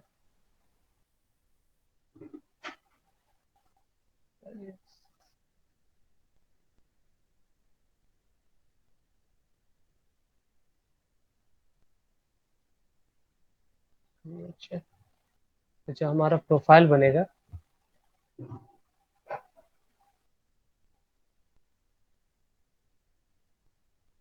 जो हमारा फर्स्ट क्या होता है, टेंसाइल, जो आपका जोन ऑफ रीजन होगा,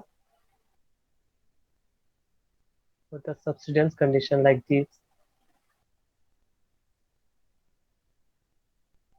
तो आपका ये कुछ इस टाइप का बनेगा, यहाँ पे इस पॉइंट पे 0 और फिर से ये उठ के फिर ये, ठीक है, ये plus minus minus then plus,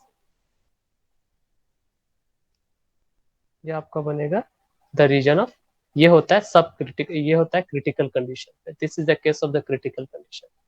आप फिर से यदि आप दिमाग लगाओ तो द क्रिटिकल, जो सब क्रिटिकल कंडीशन होगा वो यहाँ से जाके वो विदाउट टच करते हुए फिर नीचे आ जाएगा। This is zone of tension, compression, compression. यहाँ पे इस केस में हम लोग थोड़ा सा टेंशन को पॉजिटिव लेके चलते हैं, compression negative. He is the positive and C is the negative।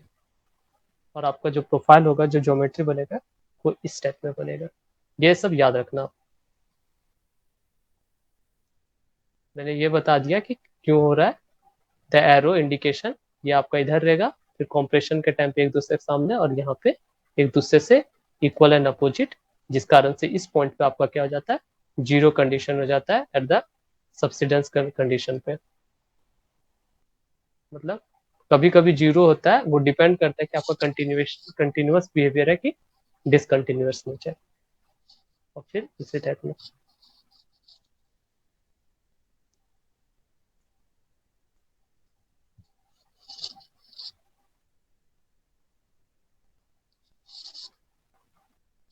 आप इसका आंसर देखो क्या होगा आपके हिसाब से। ये सर। कंफर्म।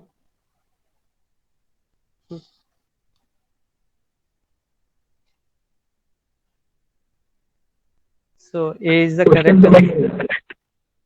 क्या? हेलो, आवाज आपका थोड़ा सा आज डिस्टर्ब है। क्वेश्चन समझ नहीं आया। क्वेश्चन क्या है कि आपको ये द नेचर ऑफ द, आपको क्या होगा, प्रोफाइल ज्योमेट्री बनाना है। मतलब का the nature of the tension, the behaviour of the tension and the compression और the stress profile of subsidence. Subsidence profile का आपको मतलब स्ट्रेस प्रोफाइल बनाना है।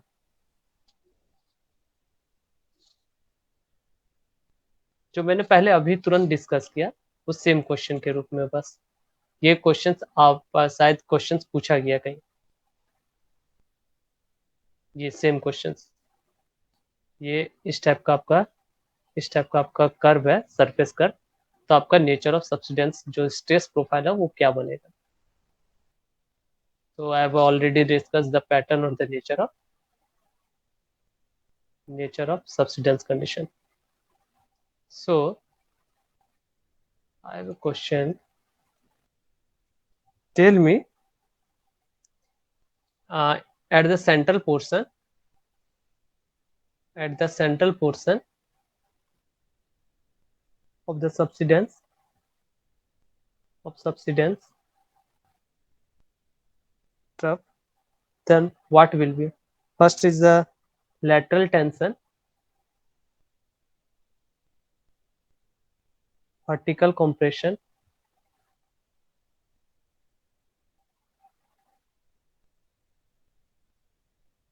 lateral compression,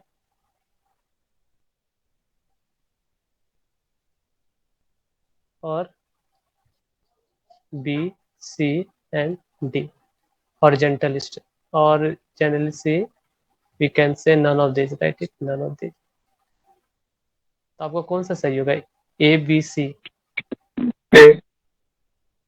Lateral tension. What about others? Sir, none of these. None of these. Who said none of these? Krishan.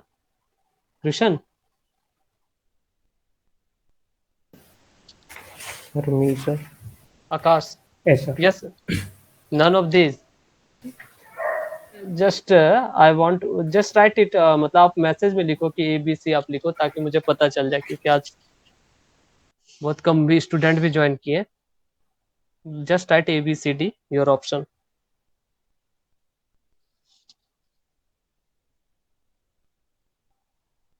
Kishan Parikh, A, lateral tension.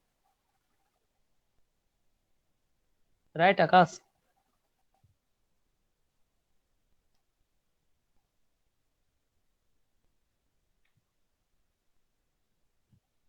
None of these. Why? Can you tell me, Akash, why D? आप यदि अच्छे से सुन रहे हो तो and सुन रहे फिर भी आप नन ऑफ दिस के साथ जा रहे क्यों? सर उस पॉइंट पे इक्विलिब्रियम होगा ना सर, मतलब but suppose this is actually हमेशा इक्विलिब्रियम, मैंने ये भी बोला कि दिस ऑलवेज नहीं होता है. ये क्या होगा कि ये इधर खींच रहा होगा और ये इधर खींच रहा होगा. तो जस्ट सी, यदि इक्वल एंड अपोजिट भी है तो उसको हम लोग मतलब इस केस में भी हम लोग टेंशन पे ही कंसिडर करेंगे. इक्वल भी है तो क्या हुआ, मतलब एक दूसरे को टेंस तो कर रहे हैं इस पॉइंट पे. Okay. May be T equal to T. Suppose you are applying, just take a piece of paper और आप दोनों पे इक्वल फोर्स लगाते हो, तो दैट डजंट मीन्स कि आप इसमें टेंशन नहीं लगा रहे हो, इसमें टेंशन लग रहा है. ठीक है, बात करता है कि ये फ्रैक्चर हो रहा है कि नहीं हो रहा है, वो बात की बात है, पर आप टेंशन तो अपने तरफ से अप्लाई कर रहे हो. So the answer will be lateral tension.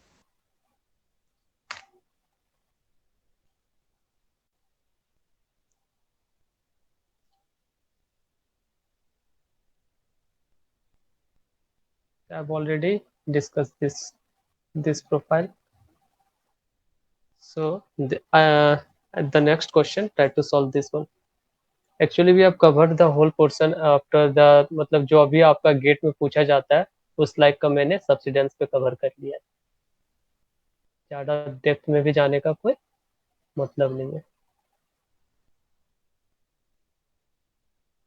Just try to solve this question.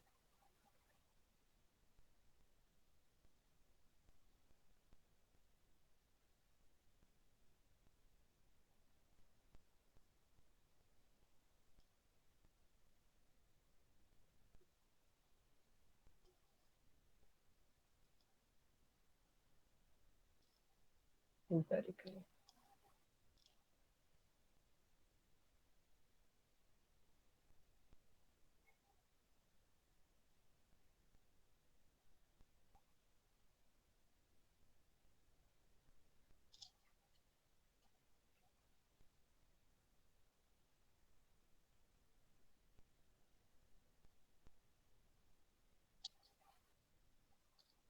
Sujit आज काफी लेट से ज्वाइन किया.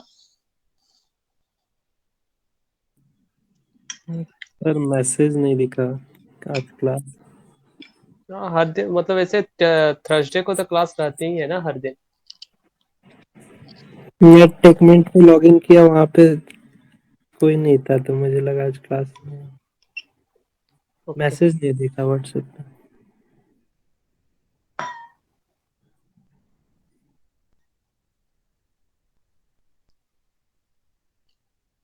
इसको सॉल्व करने की कोशिश करो, ये आसान क्वेश्चन है। मतलब इसी टाइप का आपसे क्वेश्चन पूछा जाता है गेट गेट में। ये आपसे सॉल्व हो जा रहा है, मतलब आप लगभग क्वेश्चन सॉल्व कर सकते हो।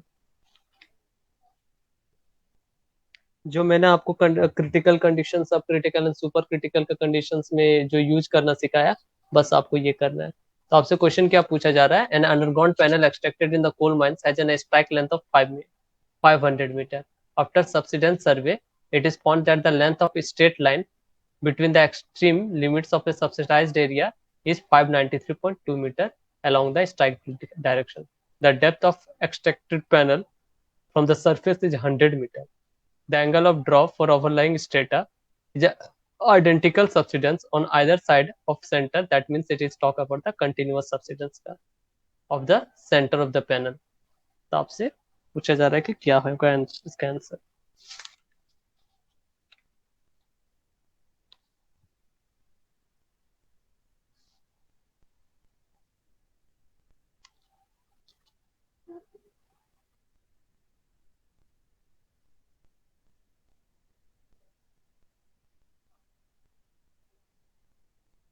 तो आपको इसमें क्या करना है, कभी भी क्वेश्चन पूछा जाए तो आप स्टेप बाय स्टेप उसको बनाने की कोशिश करो। द फर्स्ट आपसे क्या बोला गया है, underground panel extracted in coal mines has an strike length of 500 metre. Means आप सपोज करो ये अंडरग्राउंड कोल माइन है, this is an underground coal mines, ठीक है। ये आपका अंडरग्राउंड कोल माइंस है। जो इसका एक्सट्रैक्शन विड्थ होगा, जो विड्थ एक्सट्रैक्ट कर रहे हैं, जिसको हम लोग पैनल विड्थ भी बोलते हैं, this is given as a 500 metre. This is a 500 metre. ये यहाँ से यहाँ विड्थ जो आपका 500 मीटर दिया फर्स्ट। तो यही कह रहा है, after subsidence survey it is found that the length of a straight line between the extreme limits of subsidized area on the surface।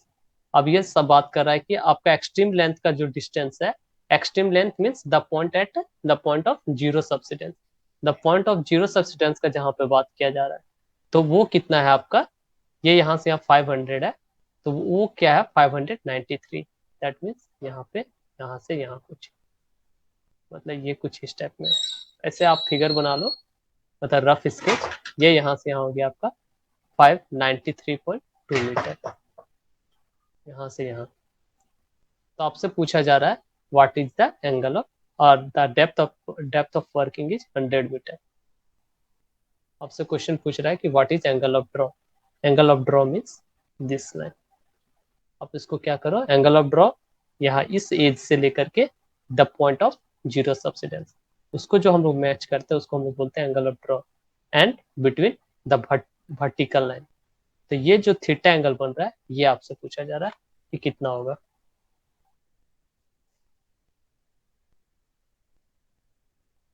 अब तो क्वेश्चन काफी आसान हो गया फिगर बनते ही। Aryan Bharti has always given and already given, that is 25 degree, and Navin Kujir 25 degree.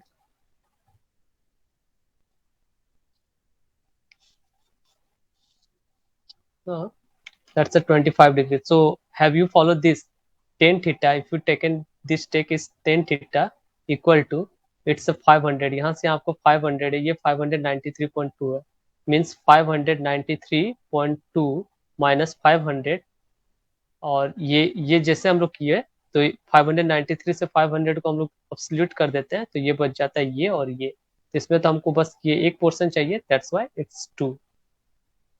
ये हो गया लेंथ और divided by height, that's 100, means आपका हो जाएगा 93.2 divided by 200 equal to tan theta. तो आप इसका देख लो, ये करने के बाद जो आपका आंसर आएगा that will be the correct answer. Then theta equal to 25 degree. So Aryan Bharti, only Aryan and Navin got answer. What about others? क्या हुआ आकाश इस बार? I got it now. Okay, and what about Subhas and Sujit? Sir बहुत ज्यादा आ रहा था मेरा। आप समझ में आ गया ना कि कैसे बनाना है। आप हाँ, देखो मतलब इसी टाइप में पूछा जाता है। फाइव जो इसमें क्या होता है, आप जब सब्सिडेंस का क्वेश्चन सॉल्व करो ना, लाइन बाय लाइन आप उसको देखो, वो आप क्या कहना चाह रहा है, बस उसको एक फिगरेटिव रिप्रेजेंटेशन दे दो। यदि आप फिगर सही बना लिए तो वो देख के आप आंसर कर दोगे कि हाँ ये होना चाहिए, इसके करीब में होना चाहिए। तो 500 पैनल विड्थ, 593.2 आपका सब्सिडेंस एरिया, उसके बाद सिर्फ टेन थीटा का मतलब उसका सिर्फ ट्रिगोनोमेट्री का कंसेप्ट लगाना। So we have already discussed that the subsidence are classified into two types. First is the discontinuous types, and second is the continuous or the tough subsidence type. So the factor which are affect the continuity and discontinuity are called the factor affect the subsidence is depth of the cover, working height that is the height of extraction, and percent in case if you talk about the board and pillar methods or any type of the log method, that is a percentage of extraction of the seam or the ore body. तो कभी कभी case में अब क्या होता है कि आपसे गेट केस से क्वेश्चन पूछता है। अब देखो गेट आपसे क्वेश्चन पूछेगा कि जो सेम कंडीशन आपको दिया गया था वो सेम कंडीशन आपसे देगा। ठीक है, आपसे पूछा, आपसे क्या क्वेश्चन पूछ सकता है कि सपोज देयर इज आपका एक कोल सीम है जो 8 मीटर पे मतलब 8 मीटर का हाइट है। ठीक है, और मेरा परसेंटेज ऑफ एक्सट्रैक्शन है, परसेंटेज ऑफ एक्सट्रैक्शन लेट ही मतलब कंसिडर करके चलते हैं कि हमारा 50% परसेंटेज ऑफ एक्सट्रैक्शन। ठीक है, तब आपसे पूछेगा कि जो मेरा मैक्सिमम सब्सिडेंस हो सकता है वो क्या हो सकता है, या उसके हिसाब से जो मेरा मैक्सिमम सब्सिडेंस जो प्रोफाइल ज्योमेट्री जनरेट है वो कैसे होगा। तो जैसे यहाँ पे 50% दे दिया, 50% मीन्स 8 मीटर पे आप कैपेबल हो कि 4 मीटर का आप एक्सट्रैक्शन कर रहे हो। ये जो 4 मीटर है ये आपका इसी के साथ रह गया, तो ये जो बल्क फैक्टर में होगा वो 4 मीटर कम हो गया। तो जो आपका मैक्सिमम सब्सिडेंस होगा वो परसेंटेज ऑफ एक्सट्रैक्शन के हिसाब से जो डेप्थ आएगा 4 मीटर का मतलब कि 8 मीटर का 50% आपका हो जाएगा 4 मीटर। तो जो एस मैक्स हो सकता है, जो एस मैक्स का जो पॉसिबल एस मैक्स हो सकता है वो लेस देन 4 मीटर होगा आपका। ठीक है, इस टाइप का क्वेश्चन आपसे पूछा जा सकता है। मतलब यदि उन लोग एमलगेट करना चाहे क्वेश्चन तो 40% पूछ दिया तो 8% का 60% आपका एक्सट्रैक्शन रेशियो है, तो 8 मीटर का 60 कितना हो गया 4.8 बताओ हम लोग 4.8 वो या जो 3 आप उसको आप उसको इंसिम में छोड़िए। ठीक है, कोई क्वेश्चन पूछना चाह रहा था कि हेलो सर 60% में S max 3 point less than 2 हो जाएगा। 0.8 मीटर 4.8 मीटर निकाल रहे हो ना, तो आपका जो बचा वो 3.2 तो वहीं पे रह गया, तो जो एस मैक्स होगा वो 4.8 मीटर के हिसाब से आएगा। 3.2 मीटर तो आप वहीं पे छोड़ दिए, सिम में ही छोड़ दिए, इन में ही छोड़ दिए, तो आप 3.2 से मत बनाने क्योंकि 3 पॉइंट तो आप छोड़ के आए। और आपका जो अप्रोच एक्सट्रैक्शन है, एक्सट्रैक्शन हाइट है वो 4.8 है, तो सब्सिडेंस एक्सट्रैक्शन हाइट पे डिपेंड करता है। Okay sir, okay.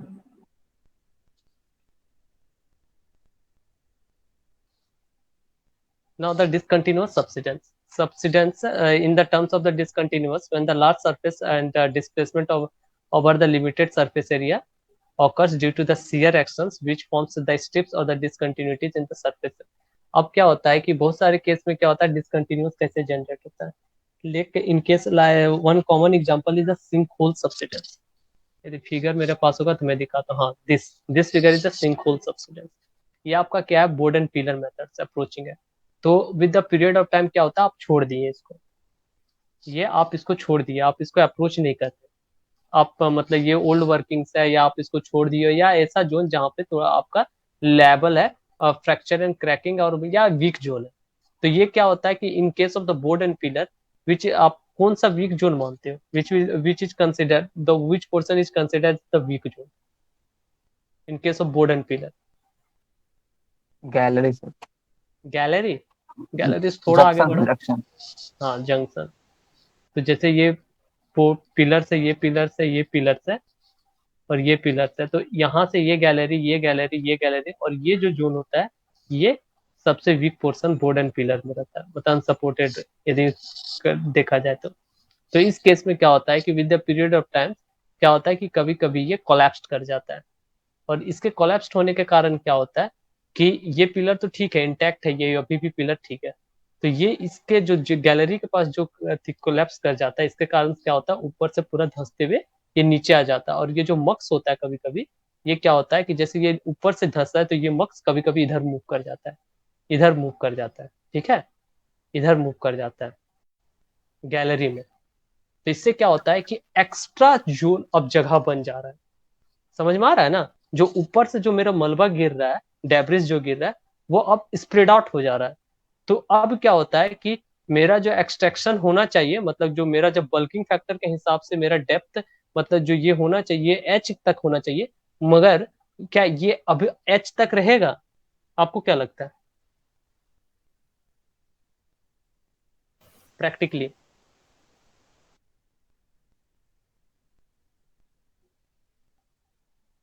एनीवन?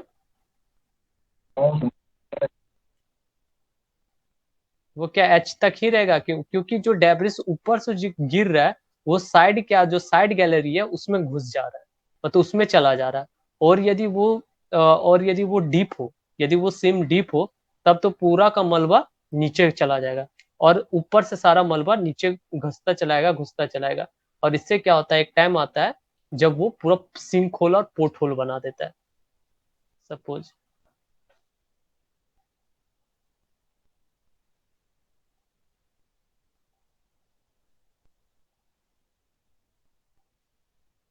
अब यहाँ से सपोज करो ये डेब्रिस गिर रहा है, तो ये जो इधर का स्पेस जो खाली बचा है, इधर भी कुछ चला गया, कुछ वॉल्यूम्स इधर भी चला गया और कुछ वॉल्यूम्स इधर भी चला गया। और कुछ वॉल्यूम्स जो ओवरऑल यहाँ पे बचा, मतलब एज ए जोन यहाँ पे कंसेंट्रेट हो गया। तो सपोज करो इस फिगर के हिसाब से मेरा जो मतलब वॉल्यूम मान के चलते हैं, let be L in W, L into W into H होना चाहिए था। मगर अब ये क्या हो रहा है, ये जोन इस एरिया ये एरिया और अगल बगल के एरिया को कंसिडर कर लिया, तो जो मेरा वॉल्यूम हो गया वो बढ़ गया। इसके कारण से क्या होता है, ये होल क्रिएट कर जाता है और ये ऐसा लगता है जैसे फिल्म टाइप में नहीं था कि जमीन फट के नीचे चला गया हो, तो उस टाइप का यहाँ पे दिखता है कि जमीन फट के पूरा नीचे चला गया। और यहाँ पे ये केस एक बार हुआ था आपका झरिया कोलफील्ड रीजन में। आपको भी मेन रोड, झरिया जो मेन रोड है उसके जस्ट सामने हुआ था। हुआ क्या था ये केस को, ये हुआ क्या था कि ये रोड आपका जा रहा है, यहाँ पे ये आपका घर है, मतलब घर घर है, और ये एक बाप बेटा क्या था कि यहीं पे वो साइकिल का पंचर दुकान बना के रखे थे। और ये झरिया का मेन रोड है, ये कोई दूसरा नहीं है, ये मेन रोड है, एनएच है। ये क्या है कि अचानक से इस केस, ये नीचे तो ऑलरेडी आग लगा हुआ था झरिया कोलफील्ड में जो लगा हुआ है, पहले से यहाँ से धुआं निकल रहा था, मतलब ऐसा था कि ये फ्रैक्चर्स है यहाँ पे और यहाँ से कुछ हिस्सा पे तो धुआं निकल रहा था, तो वहां के लिए एक आम बात होगी अब धुआं निकलना। हाँ ठीक है। तो इस ये क्या हुआ, इस टाइप का सिंक होल फॉर्मेशन हो गया उस केस में। सिंक होल फॉर्मेशन होने के कारण क्या हो गया, ये पूरा गड्ढा बन गया इस एरिया में और यहाँ पे उसका बच्चा खेल रहा था। तो ये तो जमीन में घुसना, जैसे ही जमीन में धंसना स्टार्ट किया तो उसके पापा देखे कि वो जमीन में धंस रहा है, ये बचाने के चक्कर में दोनों डायरेक्ट जमीन के नीचे, डायरेक्ट यहाँ से घुसते हुए, और ये नीचे आग लगा हुआ है पूरा। उन लोग का नामो निशान भी नहीं पता चला कि उन लोग कहाँ जमीन में घुस गए। ये मतलब इस टाइप का हाल होता है सब्सिडेंस के केस में कभी कभी। तो इस टाइप का जब भी आपका सिंकिंग होता है तो इसको हम लोग बोलते हैं सिंक होल सब्सिडेंस। और sink hole subsidence is this is type of called discontinuous subsidence. ठीक है, these are the other examples of sinkhole subsidence, the type of discontinuous subsidence। ये कभी एक्सीडेंट्स के कारण, कभी फ्रैक्चर्स, कभी जैसे हम लोग और blasting seals and upper and ये सब बात करते हो उसमें देखिएगा ये केस होता है। ये जब सील्स एंड डैक्स का केस में होता है उस मतलब ये क्या होता है कि जैसे ये weak and fracture zones and crack zones है, ये पूरा का पूरा धंस के नीचे चला जाता है और ये जो जोन होता है ये इस टाइप में हो जाता है। कभी कभी क्या होता है कभी कभी केस में क्या होता है, जैसे कैल्साइट और सिलिके मतलब कैल्साइट और ये ऐसा होता है, या जब अंडरग्राउंड वाटर वेरिएबल या एक्वीफर्स रहता है, तो एक तो एक्वीफर्स के कारण हम लोगों ने डिस्कस कर लिया। दूसरा है कि जब डिजोल्वेबल मिनरल स्ट्रक्चर, मतलब ऐसा मिनरल्स हो जो वाटर में डिजोल्व हो जाता है, तो क्रैक्स एंड फ्रैक्चर के थ्रू यदि वाटर उसमें रसिन कर गया तो वो डिजोल्व कर लेता है उस मिनरल को, और डिजोल्व करने के कारण वो क्या, तो वहां से एक वॉइड स्पेस क्रिएट कर लेता है और वो फर्दर धंस जाता है। कभी कभी ये सब आपका जनरली फिर इसमें आपको पेट्रोलियम इंडस्ट्री में भी देखा जाता है। जो हम लोग पेट्रोलियम, जब वहां से पेट्रोलियम को सक आउट कर लिया जाता है या गैसेस को वहां से निकाल लिया जाता है, तो जो स्पेस बन जाता है उसके कारण कभी सब्सिडेंस होता है। तो उस टाइप का सब्सिडेंस को हम लोग मतलब आइदर डिसकंटिन्यूअस और कंटिन्यूअस टाइप में कंसिडर करते हैं, मगर जनरली डिसकंटिन्यूअस टाइप ही होता है। So the continuous or the trough subsidence, it involves the formation of smooth। अभी जितना भी हम लोगों ने फिगर में बात किया था, जो अब पहले जिसमें हम लोगों ने एंगल ऑफ ड्रॉ और सब क्रिटिकल एंड क्रिटिकल कंडीशन, वो सारा कंटिन्यूअस केस का था, कंटिन्यूअस और ट्रफ सब्सिडेंस का। It involves the formation of a smooth surface subsidence profile that is a free or steep changes.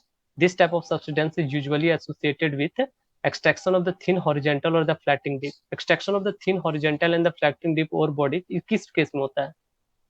What are the type किस type of rock mining, मतलब कि किस type of method of mining में होता है? Extraction of the thin horizontal and flat dipping by weak and non-brittle sediment। long wall। It's the next line, it is already given, that's the long wall। ठीक है, it's mined by the long wall method। This occurs in the most long wall coal mining operations and is metalliferous long wall mining at depth।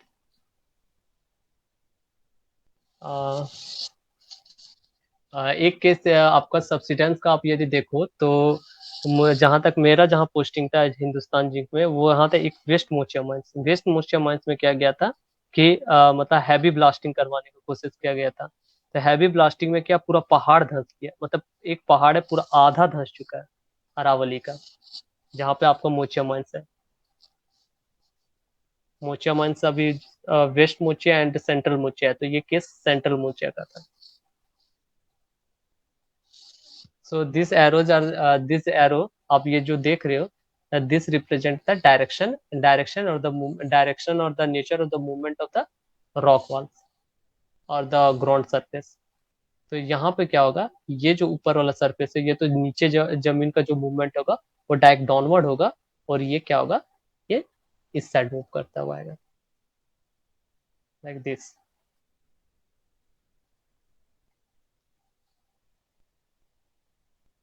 यदि intentional हो तो बढ़िया है, यदि large area में unintentionally होता है तो इस केस में क्या होता है, हम लोग को एयर ब्लास्ट का केसेस को भी देखा, मतलब कि काफी बार देखा गया है। और एयर ब्लास्ट भी एक कॉमन मेथड है जहाँ पे मतलब कि एक्सीडेंट होने के चांसेस को बढ़ा देते हैं। Subsidence in board and pillar methods, we have already talked like the sinkhole subsidence। The two common forms are, first is the subsidence holes and troughs that are the main form of the surface instability, and the other is the former is defined by the creation of sharply delineated surface that sinkhole or cave-ins as result of upward progressing chimney। This is called the chimney shaft failure। कभी कभी उसको हम लोग sinkhole blast को हम लोग chimney shaft failure भी बोलते हैं। Such type of failures are common when the roofs of the junction are between the roadways junction, as we have already junction between the roadways in a quadrilateral plans, squares, rectangle and rhombohedron fell to the surface। Irregular pillar distributions due to the variation of ore quality and the thickness। कभी कभी क्या होता है, irregular pillar distribution होने के कारण भी sink hole type of और सब्सिडेंस का केसेस बढ़ जाता है। एक वर्ड याद रखना आप, ओवर राइडिंग ऑफ पिलर्स, आप इसके बारे में थोड़ा सा खुद से मतलब स्टडी करने की कोशिश करो। ओवर राइडिंग ऑफ पिलर, मैंने इसके बारे में कुछ कुछ आपको जानकारी दे दिया है, but go for the over riding pillars. Now this is the last question, try to solve this question and our class will be over today। Try to solve this question। आपसे जब भी एस मैक्स, इसमें क्या है कि अब क्या है कि आप इंडिपेंडेंट हो, आप समझ चुके हो कि प्रोफाइल क्या है, ज्योमेट्री क्या है, ये सब क्या है। तो आप जितना भी केसेस आपने पढ़ा था, मतलब कि डिफरेंशियल, मतलब डिफरेंशियल इक्वेशन या सिंपल डिफरेंशिएशन में, इन case of the maximum minimum, आप वो सब केसेस को भी याद रखना, वो सब केसेस और वो सब का भी इस्तेमाल करके आप इसमें बना सकते हो। आपसे एस मैक्स पूछा, सपोज करो कि आपसे पूछा ये, फिर आपसे ड्रॉ कर दे दिया, आपसे पूछा कि what will be the S max, तो एस मैक्स क्या हो सकता है, तो आप इसमें डिफरेंशिएशन का भी कंसेप्ट का इस्तेमाल कर सकते हैं।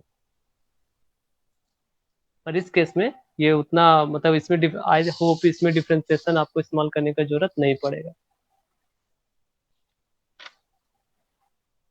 यस एनीवन, शायद कोई क्वेश्चन पूछना चाह रहे थे।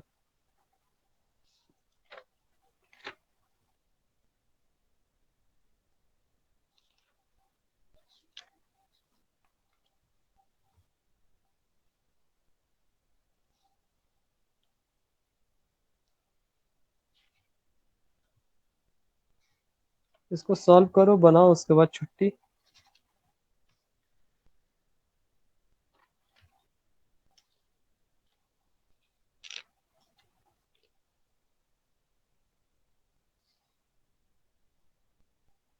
तो आपसे क्या पूछ रहा है, आप इसमें देखो, प्रोफाइल आपको दे दिया गया है equal to 0.746 minus 0.750 10h। 10h, तो इसमें आपको इसमें हाइपरबॉलिक फंक्शन है, याद रखना।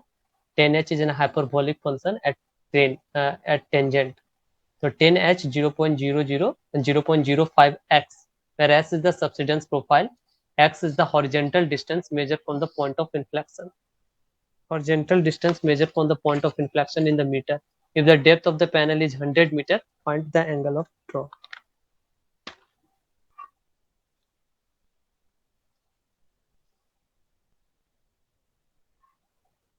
So we have to find what is the angle of draw.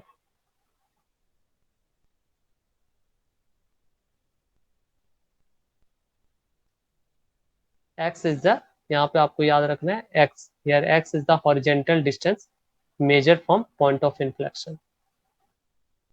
Measured from point of inflection. That means आपका ये जो सरफेस है कुछ ऐसे जा रहा है, कुछ ऐसे बन रहा है, तो ये जो पॉइंट है जहां से आपका नेचर ऑफ कर्व का, जहां पे नेचर चेंज होता है, इट्स अ कॉनकेव कॉन्वेक्स। ये जो पॉइंट है that's the point of inflection, और यहाँ से आपका जो मेजर है that's called x, zero subsidence profile.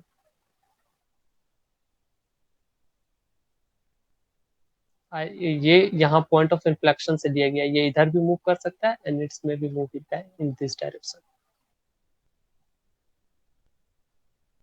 मतलब यहाँ से आपका start from x is the distance from point of inflection.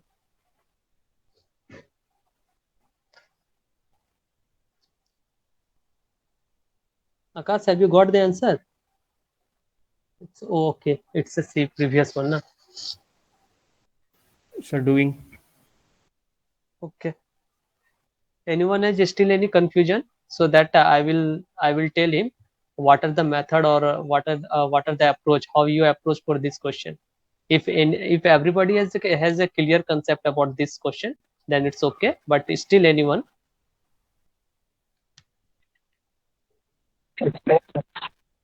Sir, Yes. नहीं हाँ सुजीत। इसमें समझ में नहीं आया सर। हाँ, आपका क्या है, पहला क्वेश्चन आपने ने कुछ का मतलब आपने बीच से ज्वाइन किया, तो आपको एक यहाँ पे थोड़ा सा कंसेप्ट में दिक्कत क्या हो रहा होगा, एंगल ऑफ ड्रॉ को लेकर के। एंगल ऑफ ड्रॉ से जैसे ही आपको एंगल ऑफ ड्रॉ का डेफिनेशन पता है, मतलब आप ये क्वेश्चन बना सकते हो। मैं तो यही जान समझ रहा हूँ कि एंगल ऑफ ड्रॉ क्या बोलता है, कि जो हाँ विड्थ, मतलब जहाँ पे width of edge of extraction, the vertical line between the edge of extraction and the जो उसका हॉरिजॉन्टल, और the angle between the line joining between the edge of extraction to the point of zero subsidence, that's the point of zero subsidence। ठीक है, उसको हम लोग theta बोलते हैं। Okay sir. अब यहाँ से तो यहाँ से आप सोचो कि आप कैसे बन सकता है।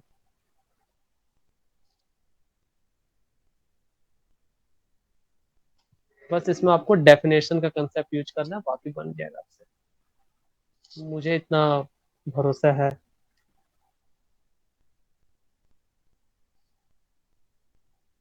It's 850 652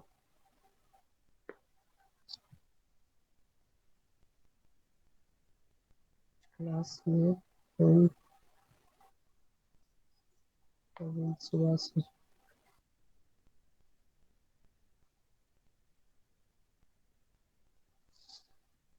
Then Aryan, can you tell me your concept?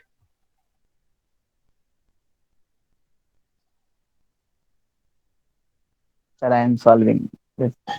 Just tell me your approach, first approach. मैं फर्स्ट अप्रोच देखना चाहता हूँ, सुनना चाहता हूँ मतलब।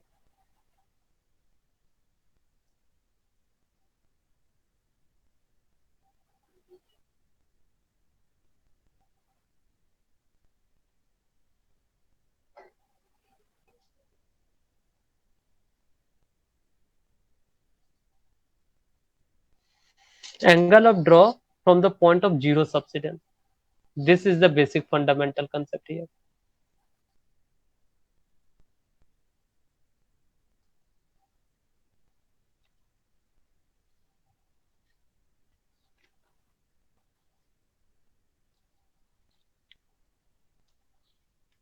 So 27.89 degree.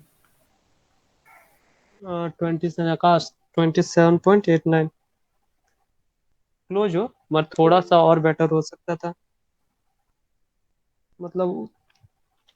तो क्या अप्रोच क्या आकाश अब So subsidence जो जीरो होगा ना सर, हाँ उससे एंगल हम ऑफ ड्रॉ, हाँ उस एस को जीरो कर इक्वेशन लो। उस इक्वेशन से हम एक्स पहचान सकते हैं।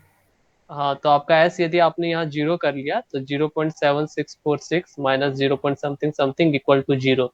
Yes, आप sir. वहां से यदि करते हो तो आपके पास आ जाएगा 10h। तो मैंने पहले वहां पे क्वेश्चन पढ़ रहा था, उसमें मैंने बोला था this is a hyperbolic function 10h Yes, sir. 0.05x। तो आपने इसको h कंसिडर किया ना हाइपरबोलिक, हाँ है equal sir. To 0.746 by 0.750। Yes sir. आप इसको सॉल्व करो तो आपका x का वैल्यू क्या आ रहा है? सर x का value sir 52.9। 59, it's may be 59.8 के करीब आना चाहिए। आप इसको देखो, okay sir. 0.05x 0.05x equal to 2.99। तो आप x इक्वल टू 2.99 बाय 0.05 इसको अप्रोच करके देखो तो x का वैल्यू क्या आएगा? 59.8।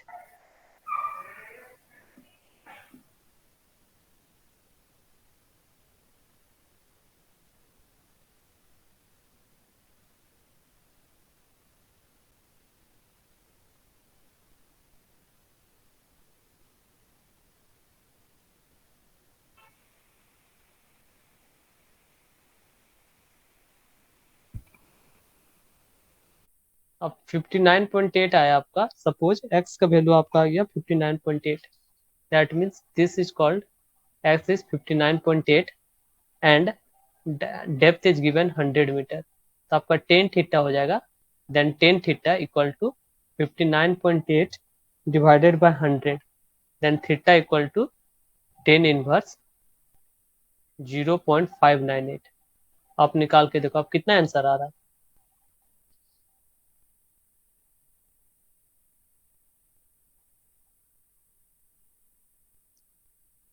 किसी और का आंसर आया आकाश को छोड़ के? सर हाँ नवीन। 10H कहाँ गया? Naveen got 30.64 30.88। Okay good, that's 30 point nearly 30 point nearly 30.5 और 30.66 कंसिडरेबल 30.64 और 30.88। Subhash 30.87। Okay good. all the only left is Sujit and Krishna Parekh. What about Sujit and Krishna Parekh? Sir 10H को कैसे यूज किया? 10h को आप calculator use करो, gate calculator use करो या आप अपना कोई भी साइंटिफिक कैलकुलेटर यूज करो। फिलहाल के लिए। तो उसमें 10h आपका हाइपरबोलिक फंक्शन दिया हुआ है। सो उसका आंसर तो 2.646 आ रहा है 2.646। हाँ सर, tan हाइपरबोलिक इनवर्स का। आप सॉल्व करके देखो, यदि आ रहा होगा तो मे भी उतना ही होगा। 0.746 आप ये किया ना, 0.74746 हाँ, डिवाइडेड बाय 0.750, उसका जो डेसिमल फॉर्म में आएगा उसका हाइपरबोलिक फंक्शन का, उसका इनवर्स ऑफ हाइपरबोलिक फंक्शन करके देखो। यदि 2.646 आ रहा है तो ठीक है, उसके हिसाब से भी आपका 30 के करीब में ही आंसर आएगा। अब देख लो, कैलकुलेटर का अप डाउन हो सकता है, बट द कंसेप्ट आपका यही रहेगा। आपसे एंगल ऑफ ड्रॉ पूछा जाएगा तो आप क्या करो, एस इक्वल टू 0 मान के चलो, क्योंकि एंगल ऑफ ड्रॉ आपका निकलता है at the point of 0 subsidence. ठीक है, ये सब थोड़ा सा दिमाग में रखना है। जब आपसे पूछा जाएगा मैक्सिमम सब्सिडेंस, तो एस मैक्स आपसे जब पूछा जाएगा, तो आप जब सेंटर पॉइंट निकालोगे तो मे भी उस टाइम पे क्या कर सकते हैं, डिफ्रेंशिएट कर लो एक बार। फर्स्ट एक बार डिफ्रेंशिएट करो, उसके बाद उससे जो भी वैल्यू आएगा उसको आप क्या करो, उस प्रोफाइल में पुट कर, उसके बाद हम लोग क्या करते हैं, डबल डिफ्रेंशिएट करते हैं, और जो इस पॉइंट जिस वैल्यू पे हमारा 0 मतलब कि निगेटिव देता है, that's point will give the maximum subsidence. तो वहां पे हम लोग मैक्सिमम मिनिमा का भी कंसेप्ट लगा के एस मैक्स निकाल सकते हैं। ठीक है, और एस मैक्स यदि हमारा निकल गया तो हम लोग कितना एक्सट्रैक्शन मतलब हाइट ऑफ एक्सट्रैक्शन ले सकते हैं। यदि एस मैक्स का कंसेप्ट से हम लोग उस प्रोफाइल, जिस ज्योमेट्री प्रोफाइल है उससे हम लोग एस मैक्स पता चल गया, तो हम लोग एक रफ आइडिया पता चल जाएगा कि हाइट ऑफ एक्सट्रैक्शन हमारा क्या होगा, या हम लोग हाइट ऑफ एक्सट्रैक्शन क्या ले रहे हैं। ऐसे भी कर सकते हैं रिवर्स, या हम लोग कितना हाइट ऑफ एक्सट्रैक्शन ले सकते हैं। रिवर्स इंजीनियरिंग करने से ये होता है कि सपोज करो कोई थिक सिम माइन को अप्रोच हम लोग कर रहे हैं, थिक सिम माइन जिसका मतलब may be 10 metre, 20 metre, sometimes 30 to 60, 100 metre भी कभी कभी चला जाता है। उस टाइप का सिम में हम लोग कैसे अप्रोच करें, कितना परसेंटेज ऑफ एक्सट्रैक्शन होना चाहिए, ये सब हम लोग निकाल सकते हैं, ये सब का कैलकुलेशन से। चलो चलो, आज के क्लास के लिए बस इतना ही, और शायद आज ये लास्ट क्लास होगा, फिर the next class will be on the Saturday. किसी को कोई प्रॉब्लम तो पूछो, नहीं तो फिर I am going to close the class. Sir वो जो Anyone? प्रीवियस वाला क्वेश्चन था, प्रीवियस वाला जो क्वेश्चन था, प्लस माइनस, अब